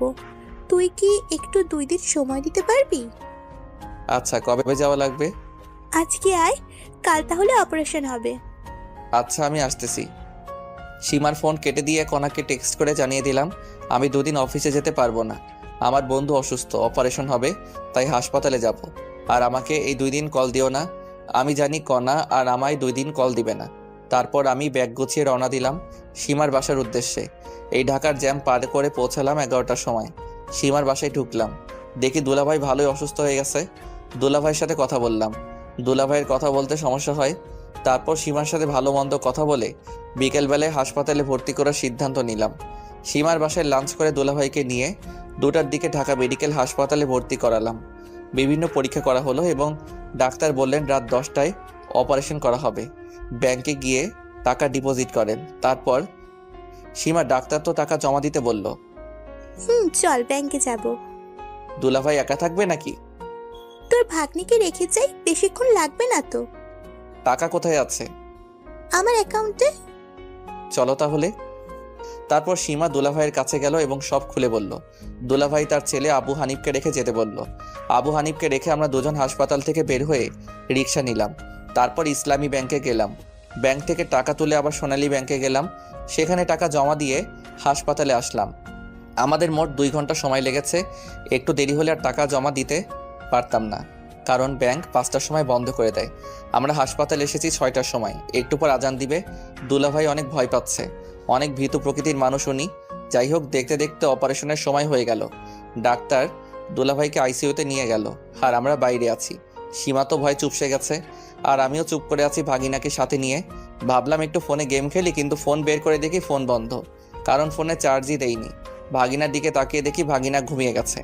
তারপর আমি বসে থাকতে থাকতে কখন ঘুমিয়ে গেছি জানি না। ঘুম ভাঙলো সীমার ডাকে। মামা, এই মামা ওঠ, খুশির খবর আছে। আমাকে ডাক দিল খুশি খুশি মনে। কি হয়েছে? তোর দুলাভাইয়ের অপারেশন সাকসেসফুল হয়েছে, 3 ঘন্টা পর জ্ঞান ফিরবে বলে ডাক্তার চলে গেল। দাঁড়া, আমি ডাক্তারের কাছ থেকে ভালো করে শুনে আসি। আচ্ছা যা। তারপর আমি ডাক্তারের কেবিনে গিয়ে সত্যতা যাচাই করে আসলাম। তখন রাত 2টা বাজে। আমি সীমার কাছে আসলাম। কিছুক্ষণ পর দুলাভাইকে একটা কেবিনে শিফট করা হলো। আমিও অনেক খুশি হয়েছি। ডাক্তার প্রেসক্রিপশন দিল, আমি গিয়ে ওষুধ কিনে আনলাম। জ্ঞান ফিরলে ওষুধ খাওয়াতে হবে। ওষুধ কিনে এনে দেখে অন্য রুমে শিফট করেছে। ওষুধ সীমাকে দিয়ে আমি ব্যাগ নিয়ে সোফায় শুয়ে পড়লাম। সীমাকে ঘুমানোর কথা বলে দিলাম এক ঘুম। ঘুম থেকে উঠলাম খুব সকালে, সীমা আর দুলাভাইয়ের কথার শব্দে। ঘুম থেকে উঠে দুলাভাইয়ের সাথে কথা বলে ফ্রেশ হতে গেলাম। ফ্রেশ হয়ে এসে দুনিয়ার যত গল্প আছে সব শুরু করে দিলাম। গল্প তার শেষ হবে না, খিদেও লাগছে, তাই নাস্তা নিতে ভাগিনাকে সাথে করে বাইরে গেলাম। আমরা নাস্তা করে ওদের 2জনের জন্য নাস্তা নিয়ে আসলাম। নাস্তা করে ওষুধ খাওয়া শেষে আমি বাইরে গিয়ে 10 টাকা দিয়ে ফোনে চার্জ দিয়ে আনলাম। কনার ফোনে কল দিলাম, কিন্তু ওর ফোন বন্ধ, তাই কনার আম্মুর কাছে কল দিলাম। কনা নাকি ওর মামার বাসায় ঘুরতে গেছে, 7 দিন পর আসবে। কনার সাথে কথা বলতে পারলাম না জন্য খারাপ লাগছে। মন খারাপ করে আবার সীমা আর দুলাভাইয়ের কাছে গেলাম। সেদিনই বিকালবেলা রিলিজ নিলাম আমরা। ওখানে থাকলে একদিনে 10,000 টাকা খরচ হবে, তাই রিলিজ নিয়ে সীমাদের ভাড়া বাসায় আসলাম। সীমার ওখানে রাতের খাবার খেয়ে আমার বাসায় আসলাম। আবার পরের দিন থেকে অফিসে গেলাম। অফিসে গিয়ে কিছু ভালো লাগে না, মন শুধু কনাকেই খুঁজে বেড়াচ্ছে। তাই ফোন বের করে কনাকে কল দিলাম, কিন্তু ফোন বন্ধ দেখাচ্ছে। মেজাজ তো খুব খারাপ হয়ে গেল, তবুও কাজ করতে লাগলাম। দুপুরবেলা লাঞ্চ করলাম অফিসের ক্যান্টিনে। লাঞ্চের পর আবার কাজ করা শুরু করলাম। একাকিত্ব ভালো লাগছে না, তাই অফিসের এক মেয়ে কলিগের সাথে একটু ভাব জমালাম। ভালোই ভাব জমে গেল একদিনের গল্পে। যাই হোক, কনাও নেই, মেয়েটার সাথে কথা বলে ভালোই লাগলো। এভাবে 3 দিন গেল, কনার কোনো খোঁজই নেই। ফোন বন্ধ করে রেখেছে। হাসপাতালে যখন ছিলাম তখন আমার ফোন বন্ধ ছিল, তাই কনা আমার উপর রাগ করে ফোন বন্ধ করে রেখেছে। আর তাই আমি অফিসের একটা মেয়ের সাথে দেখিয়ে দেখিয়ে গল্প করতেছি। আমি জানি লিপি আমার সব কথা কনাকে জানাচ্ছে। অনেক ভেবেচিন্তে নীলাকে সব খুলে বললাম, আর ওকে একটু অভিনয় করতে বললাম। নীলাও খুব সুন্দরভাবে লিপির সামনে অভিনয় করে, যাই হোক, এভাবে চতুর্থ দিন চলে গেল। পঞ্চম দিন নীলা আগে গেল অফিসে। এই নীলা, শোনো। জি আপু বলেন। তুমি জানো না কণা ফারুককে ভালোবাসে? কয়েকদিন পর ওদের বিয়ে। তো আমিও তো ওনাকে ভালোবাসি। চাকরি হারাতে চাও নাকি? হারালে হারাবো, ফারুক আছে না। আর কণা ম্যাম ওনাকে কি ভালোবাসে যে কয়েকদিন ধরে কল ধরে না? আরে আবাল, কণা ফারুকের গ্রামের বাসায় গেছে। আগামী 7 দিনের মধ্যে ওদের বিয়ে হবে। ও আপু, আসলে আমাদের মাঝে কিছু নাই। ভাইয়া অনেক ভয়ে ছিল যে ম্যাম বোধহয় রাগ করে চলে গেছে, আর ম্যামের ঠিকানাও কেউ দিচ্ছিল না। তাই ভাইয়া প্ল্যানটা করে, কারণ ভাইয়া জানে আপনি সব কথা কণা ম্যামকে বলবেন। তাই নাকি? ফারুক ভাইকে যতটা ফাজিল ভাবতাম, উনি তো দেখি তার চেয়েও বেশি ফাজিল। আপু, আর আমার চাকরি যেন কিছু না হয়। যাও, তোমার 7 দিনের ছুটি। এই 7 দিন অফিসের ধারে কাছেও আসবা না। ফারুক ভাই কল দিলে বলবা গ্রামের বাসায় গেছো, আমরা একটু এদিকে মজা নেই। আচ্ছা আপু। আমি অফিসে ঢুকে দেখলাম কণাও নেই, নীলাও নেই। তারপর লিপিকে গিয়ে ধরলাম। কণা কোথায়? জানি না আমি। ভালো। আরেকটা কথা শুনে রেখো, কণা ফিরে এসে আমায় খুঁজে পাবে না। ভাইয়া এসব কথা বলবেন না। আপনাকে সারপ্রাইজ দেওয়ার জন্য কণা এসব করতেছে। তাই নাকি? একটু টাচ দিবা। সারপ্রাইজ ভালো নাকি খারাপ? সুন্দর সারপ্রাইজ ভাইয়া। তাহলে আমি নিশ্চিন্তে থাকলাম। আর নীলাকে চাকরি থেকে বের করে দিও না আবার। কেন? ওকে তো বের করে দিব। থাপ্পড় খাবা। আমি ওকে অনেক অনুরোধ করাই অভিনয় করতে রাজি হয়েছিল। আর ওর বয়ফ্রেন্ড আছে। তোমার আপুর মতো সন্দেহ করো না আবার। হোক। আর আজ আমার সাথে লাঞ্চ করবেন। আমি মেয়েদের সাথে লাঞ্চ করি না। কণা বোধহয় ছেলে। বেশি বোঝো কেন? আমায় ছুটি দাও, আমি বাসায় যাব। আপনার অফিস না করলেও চলবে। শালি আছে না, ওখান থেকে নিজের কেবিনে গেলাম। দুপুর পর্যন্ত কাজ করে বাসায় আসলাম। পরিচিত এক ফার্মেসি থেকে ঘুমের ওষুধ এনে খেয়ে ঘুম দিলাম। উঠলাম পরের দিন দুপুরবেলা। উঠে আবার ফোন টিপতে লাগলাম। মাগরিবের আগে আগে কণার আম্মুর ফোন থেকে কল আসলো। আমি ধরলাম। তখনই বাবা, বাবা, কণা, কণার কি হয়েছে বলেন? কণা। বলেই ফোন কেটে দিল। আমি আবার কল দিলাম, ফোন বন্ধ। কণার ফোনও বন্ধ, কণার আব্বুরও বন্ধ হয়ে আছে। মেজাজ খুব খারাপ। ট্রাউজার পরা অবস্থায় মোবাইল নিয়ে দিলাম দৌড়। রিক্সা করে কণার বাসায় গেলাম। বাসায় গিয়ে দেখি পুরো বাসা বিয়ের সাজে সাজানো। আমি দৌড়ে ভিতরে গিয়ে কণার আম্মুর কাছে গেলাম। কণা কোথায়? কণার কি হয়েছে? ওর আজ বিয়ে বাবা, অন্য একটা ছেলের সাথে। ওই ছেলেকে নাকি ভালোবেসে ফেলেছে কয়েকদিনে। কি বলেন আপনি? আর আমি কি? বাবা, আমার কাছে কিছু বলে লাভ নেই। কণার কাছে যাও, কণা ওর রুমে। আমি এক দৌড়ে কণার রুমে গেলাম। গিয়ে দেখি ওকে সাজানো হচ্ছে। আমি সবাইকে বাইরে যাওয়ার অনুরোধ করলাম। সবাই বাইরে গেল আর আমি দরজা লাগিয়ে দিলাম। কণা, এগুলো কি কি শুনছি আমি? যা শুনছো তাই সত্যি। আমি বিয়ে করতেছি অন্য ছেলেকে। আমার অপরাধ কি? ভিকারির ছেলের শখ দেখ। ওই ছেলে আমার ক্রাশ ছিল, অনেক প্রপোজ করেছি কিন্তু রাজি হয়নি। 2 দিন আগে রাজি হয়েছে। ও ভালো। ম্যাম, আপনি সুখে থাকলে আমি খুশি।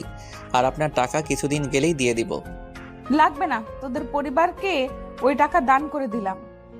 ম্যাম, লাগবে না, আমি শোধ করে দিব। ভালো থাকবেন, সুখে থাকবেন, আর জীবনে দেখা হবে না আপনার সাথে। বলেই ওর দিয়ে আংটি খুলে ওর হাতে দিয়ে রুমের দরজা খুলে কান্না করতে করতে সিঁড়ি দিয়ে নামলাম। নেমেই ফার্মেসিতে গিয়ে 4 পাতা ঘুমের ওষুধ সিস্টেম করে কিনে বাসায় গেলাম। সাথে 4 প্যাকেট সিগারেটও নিলাম। বাসায় গিয়ে শুয়ে পড়লাম। কি করব ভেবে পাচ্ছি না। ভাবতেছি আত্মহত্যা করব, আবার বাবা মায়ের মুখের দিকে তাকিয়ে করতে মন চাচ্ছে না। আমি পানি আনলাম, ঘুমের ওষুধ খেয়ে শুয়ে যাব। ঘুমানোর আগে কণাকে দেওয়ার জন্য একটা মেসেজ লেখা শুরু করলাম। তখনই আমার ফোনে কণার ফোন থেকে কল আসলো। আবার কল দিছো কেন? বললাম না আমি কোনোদিন তোমায় ডিস্টার্ব করব না। প্যাক প্যাক না করে তোমার দরজা খুলে দাও। আমি ঘুমাচ্ছি, দরজা খুলতে পারবো না। খুলবি নাকি 999-এ কল করব? দরজার সামনে কে? খুলে দেখ আগে। ফোন কেটে দিয়ে দরজা খুলে দেখি আমার আম্মু, আব্বু আর কণার আব্বু আম্মু দাঁড়িয়ে। আরে আপনারা ভিতরে আসুন। তারপর সবাই বসলো আমার বিছানায়। আমি চেয়ার নিয়ে আসলাম।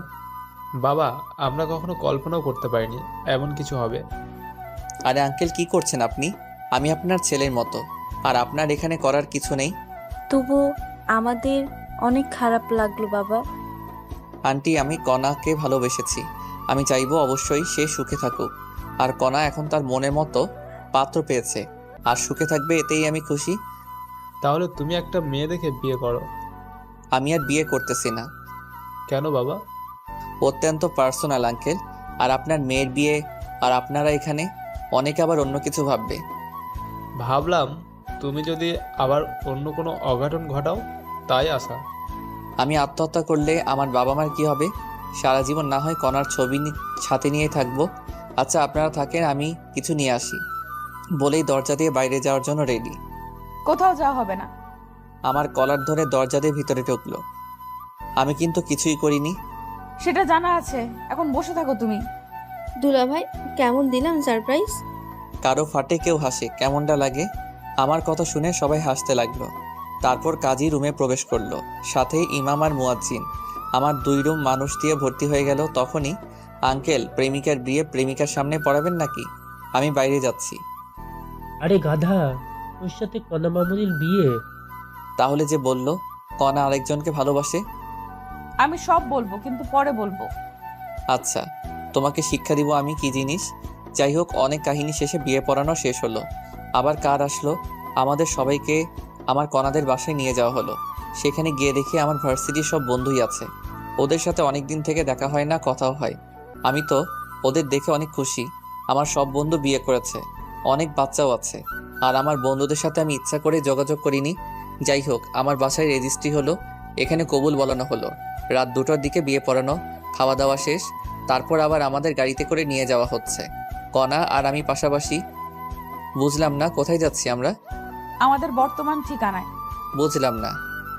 তোমায় বুঝতে হবে না। আমাদের 5তলা বাসায় 2য় তলা আমাদের থাকার জন্য ফাঁকা করা হয়েছে। এখন থেকে আমি, তুমি, আমার শ্বশুর, শাশুড়ি মা সবাই একসাথে এখানে থাকবো। সত্যি? বলেই জড়িয়ে ধরে কিস করলাম। পরে যখন সন্ধ্যার কথা মনে হলো, ছেড়ে দিলাম। জানি মন খারাপ করেছো, তোমায় বাসর ঘরে সব খুলে বলবো। হুম। দেখো, তোমার বিকাশে টাকা দিয়েছি, কোনো দোকান থেকে ক্যাশ আউট করো। তোমাকে আজ খসাবে সবাই। কেন? আনহার লিপি বাসর ঘর সাজিয়েছে, তার জন্য টাকা দেওয়া লাগবে না? আদনান লাইটিং করেছে, তার জন্য টাকা দিতে হবে না? না, আমি কিছুই দিব না। মন খারাপ করে সিটে হেলান দিলাম। আচ্ছা। বলেই কাঁধে হেলান দিল। আমি আর ওকে সরিয়ে না দিয়ে শুয়ে থাকলাম। কিছুক্ষণ পর একটা 5তলা বাসার সামনে আসলাম। বাড়িটা লাইটিং করা। আমার বুঝতে বাকি থাকলো না আমরা কোথায় এসেছি। আমি নেমে সোজা সিঁড়িতে উঠতেছি, তখনই ও জমিদারের পোলা, তোর বউকে নিয়ে যাবে। হেঁটে আসবে। আমি হেঁটে যাচ্ছি। তারপর কণা উঠতে ধরলো। কাপড় লম্বার মাটিতে লেগে থাকার কারণে পায়ের সাথে লেগে পড়ে গেল। সাথে সাথেই আমি দৌড়ে নিচে নেমে আসলাম। ব্যথা পেয়েছো? না। কোলে করে নিয়ে যা, হারামজাদা, দেখিস না হাঁটতে পারতেছে না। তারপর ভদ্র ছেলের মতো কণাকে কোলে নিলাম। তারপর সিঁড়ি দিয়ে ওঠা শুরু করলাম। সবাই হাততালি দিচ্ছে, আর কণা আমার হাতে কামড় দিল। আরে করো কি? ফেলে দিব কিন্তু। মার খাবা নাকি চুপচাপ নিয়ে চলো। তারপর আমি দোতলায় উঠলাম কণাকে কোলে নিয়ে। আমার বাসর ঘরে ঢুকতে দেওয়া হলো না, আমায় সোফায় বসায় রাখা হলো। আর কণাকে লিপি এবং আনহা মিলে একটা রুমে নিয়ে গেল। আমি সোফায় বসে থাকতে থাকতে বিরক্ত হয়ে গেলাম। সাথে সাথে ফ্রি ফায়ার বের করে খেলা শুরু করলাম। জানি না কতক্ষণ গেছে। কিছুক্ষণ পর আনহা এসে আমার ফোন কেড়ে নিল। ফোন দে, মাইনাস লাগলে ফাটাবো তোকে। আমি খেলতেছি, তুই রুমে যা, তোর জন্য ভাবি বসে আছে। ভাবি হয়? একটু সময় দে, আমি ম্যাচটা শেষ করি। যা বলছি, না হলে আব্বু এসে থাপ্পড় মারবে। মানে আনহা, রুম কোনটা রে? আজকে প্রথম আসলাম তো এই বাসায়। টাকা দে আগে। ভাগ, লাগবে না, আমি যাবই না। কিছু তো দে। ধর। ওই রুমে যা। আচ্ছা। তারপর আমি রুমে গেলাম। দরজার সামনে গিয়ে হালকা কাশি দিলাম। সাথে সাথে লিপি আসলো। 2 লাখ টাকা দেন। আনহাকে দিয়েছি। কত দিচ্ছেন? 2। আরো 1000 দেন। তোমারই বোনের টাকা, নাও, সমস্যা নেই। হোক, তবুও দেন। তারপর লিপিকে 1000 টাকা দিয়ে রুমে ঢুকলাম। তারপর দরজা বন্ধ করলাম। কণা এসে আমায় সালাম করে গেল। আমি ওর সাথে কোনো কথা না বলে একটা বালিশ আর একটা কম্বল নিয়ে সোফায় গিয়ে শুয়ে পড়লাম। কিছুক্ষণ পর কান্নার আওয়াজ পেলাম। উঠে গিয়ে, কান্না করবা না, ঘুমাতে দাও। তুমি সোফায় ঘুমাচ্ছ কেন? এমনি ভালো লাগছে না তাই। তুমি কি চাও আমি চলে যাই? চুপ করে আছি। যে রাগী চলে গেলে আর আসবেই না, তাই চুপ করে আছি। আচ্ছা যাচ্ছি। বলে দরজার দিকে রওনা দিল। কোথাও যাওয়া লাগবে না বলেই হাত টেনে ধরলাম। কি হয়েছে সেটা বলবা প্লিজ? জানো সন্ধ্যায় কি হয়েছিল? আমার মাথায় যে টেনশন ছিল, ভাগ্য ভালো আসার পথে গাড়ির নিচে মাথা দেইনি। এমন পাগলামো কথা আর বলবা না। আর সত্যি জানলে তুমি রাগ করবা না, সেটা আমি জানি। তাহলে বলো সেটা। শোয়ার পর তোমার বুকে শুয়ে তারপর বলবো। ঠিক আছে, এই ভারী শাড়ি পরিবর্তন করো আগে, আর পাতলা শাড়ি পরো। খালি অন্য ধান্দা। তোমার যা ইচ্ছা পরো। ওকে। তারপর আমি বাথরুমে গিয়ে টি শার্ট আর ট্রাউজার পরলাম। পরে কণা গেল। নীল কালারের জামা পাজামা পরেছে, লাইটের আলোয় অনেক সুন্দর লাগতেছে, মনে হয় এখনই কোনো ঘটনা ঘটাই। তারপর লাইট অফ করে দিলাম। কথাটা আমায় জানতেই হবে। আমি শুয়ে পড়লাম আর কণা আমার বুকে মাথা রেখে শুয়ে পড়লো। এবার বলো কি হয়েছে। তাহলে শোনো, তোমাকে সেদিন আব্বু একটা মেয়ের সাথে রিক্সায় দেখেছে। আব্বু এসে অনেক রাগারাগি করে। তারপর আমি ওই হসপিটালে গিয়ে খোঁজ নিয়ে দেখি ওই মেয়ে তোমার বান্ধবী হয়। তারপর আমি সবাইকে বুঝিয়ে বলি, আর তুমি হসপিটালে কি করো না করো সব আমি ফোনে দেখছিলাম। আমার ফোনে আমার ভয় হচ্ছিল কোনো কারণে তোমায় হারিয়ে ফেলতে পারি, তাই আব্বুকে সব খুলে বলি। তারপর আব্বু, শ্বশুর আব্বু আর শাশুড়িকে আসতে বলে। তারা আসার পর আমাদের এই বাসায় উঠি, বাসা গোছানোর কাজে লেগে পড়ি। আর আমার সাথে সব সময় আনহা ছিল, তাই তোমার কাছে কল দিতে পারিনি। আর আজ থেকে আমরা সবাই এই বাসায় থাকবো। ও এই ব্যাপার। জানো, যখন শুনলাম তুমি অন্য কাউকে ভালোবাসো, তখন মনে হচ্ছিল আত্মহত্যা করি। খবরদার এসব আর মুখেও আনবে না। আমার যে কষ্টগুলো হয়েছে সেগুলোর কি হবে? সুদে আসলে পরিশোধ করে দেব। কেমনে? পরে জানতে পারবা। এখন বলো, ভবিষ্যৎ প্ল্যান কি তোমার? ফুটবল টিম বানাবো। ফুটবল আমার প্রিয় খেলা। ইস, শখ কত! আমারও তো লাগবে না, একটা ছেলে আর একটা মেয়ে হলেই হবে। আমি মজা করছিলাম, আমারও সেম চাওয়া। ছেলেটা আগে হলেই ভালো। না, মেয়ে হবে, বড়জন মেয়েই হবে। তোমার ইচ্ছা? হুম। জানো, আমার স্বপ্ন আমার একটা মেয়ে হবে, অনেক কিউট হবে। নাম রাখবো ফারিয়া। ফারিয়া আমাদের পরিবারের সবারই আদরের হবে, পরিবারের সবাইকে মাতিয়ে রাখবে, দাদু দিদার সাথে খেলবে, এইটুকুই। আমার বউটা দেখে অনেক কিছুই ভাবে বলেই কপালে চুমু দিলাম। তাড়াতাড়ি আমার মেয়ে চাই। তাহলে যুদ্ধে নামতে হবে। নেমে পড়ো। বলা মাত্র আমি কণার নিচের ঠোঁট কামড়ে ধরলাম। উপস, কি ফিলিংস! কণার ঠোঁট একদম কমলার কুয়ার মতো। আমি কিস করতে থাকলাম, তারপর গলায় কিস করলাম, তারপর নিচের দিকে নামতে থাকলাম। আর বাকিটা ইতিহাস। যাই হোক, পরের দিন সকালে ঘুম ভাঙলো কণার ডাকে। অনেকবার ডেকে গেছে, উঠিনি, এই জন্য চায়ের কাপে আঙ্গুল ঢুকিয়ে দিয়েছে। তারপর আমি উঠে গোসল করে এসে দেখি কণা আমার সাথে রান্না শিখতেছে। সকালে নাস্তা করে গল্প, তারপর লাঞ্চ, লাঞ্চের পর রাতের খাবার। এভাবেই ঘুরে বেরিয়ে গেল 7 দিন। আজ থেকে অফিসে আছে।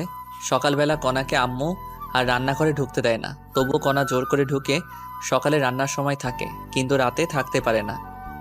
এইভাবেই সকালবেলা অফিস যাওয়া, অফিসের কাজ করা, রাতে আবার বাসায় আসা। আর আব্বু এখন চাকরি করে, আর কণাকে বাসায় রাখা হয়েছে 1 মাস পর পরীক্ষা। যাই হোক, এইভাবেই কেটে গেল 3টি বছর। 3 বছর পর অফিস বন্ধের দিন সকালে, পাপা পাপা উঠো তাড়াতাড়ি, আম্মু নাতি নিয়ে আসতেছে। আসুক মামনি বলেই বিছানা থেকে উঠে কোলে নিলাম। পাপা পাপা কোথায় যাবা? আজ তোমার দাদু দিদা ফুপি তোমার মাম্মি সহ ঘুরতে যাব তিমদা বলেই ওর দাদুর কাছে গেল। আমার বিয়ের 2 বছর পর ফারিয়া আমাদের পরিবারে আসে। ফারিয়া অনেক কিউট, সারাদিন সবাইকে দৌড়ের উপর রাখে। আর আনহা মেডিকেলে পড়ে এখন। আমি ব্রাশ করে রান্নাঘরে গেলাম। আমি যাওয়া মাত্র আম্মু অজুহাত দিয়ে চলে গেল। আম্মুও বুঝতে পারছে। আমি কণাকে পিছন থেকে জড়িয়ে ধরলাম। কণার সাথে সাথে নড়াচড়া বন্ধ করে দিল। কি করো? আম্মু আসবে। আরে আসবে না। কি শুরু করছো? শুরুই করলাম না। ঠিক আছে, যাচ্ছি। দাঁড়াও, বাজার করে এনে দাও। আচ্ছা, লিস্ট দাও। দাঁড়াও। তারপর আমি ব্যাগ নিয়ে বের হলাম। তখনই কণা আমায় ডেকে রান্নাঘরে নিয়ে গেল। লক্ষ্মী ছেলের মতো বাজার করবা, রাস্তা দেখে পার হবা। কপালে চুমু দিয়ে তারপর আমি বাজারে গিয়ে লিস্ট অনুযায়ী বাজার করলাম। বাজার নিয়ে বাসায় আসলাম। লাঞ্চের দিকে বাসায় এসে গোসল করে টেবিলে বসলাম। আমাদের অভ্যাস হয়ে গেছে সবাই আম্মুর হাতের তোলা ভাত খায়। আজও আম্মু সবাইকে তুলে খাওয়াচ্ছে, আর আমরা সবাই তৃপ্তি সহকারে খাচ্ছি। আমরাও আবার আম্মুকে তুলে খাওয়াচ্ছি। আপনারা সবাই দোয়া করবেন আমরা যেন সারা জীবন এমনই থাকতে পারি।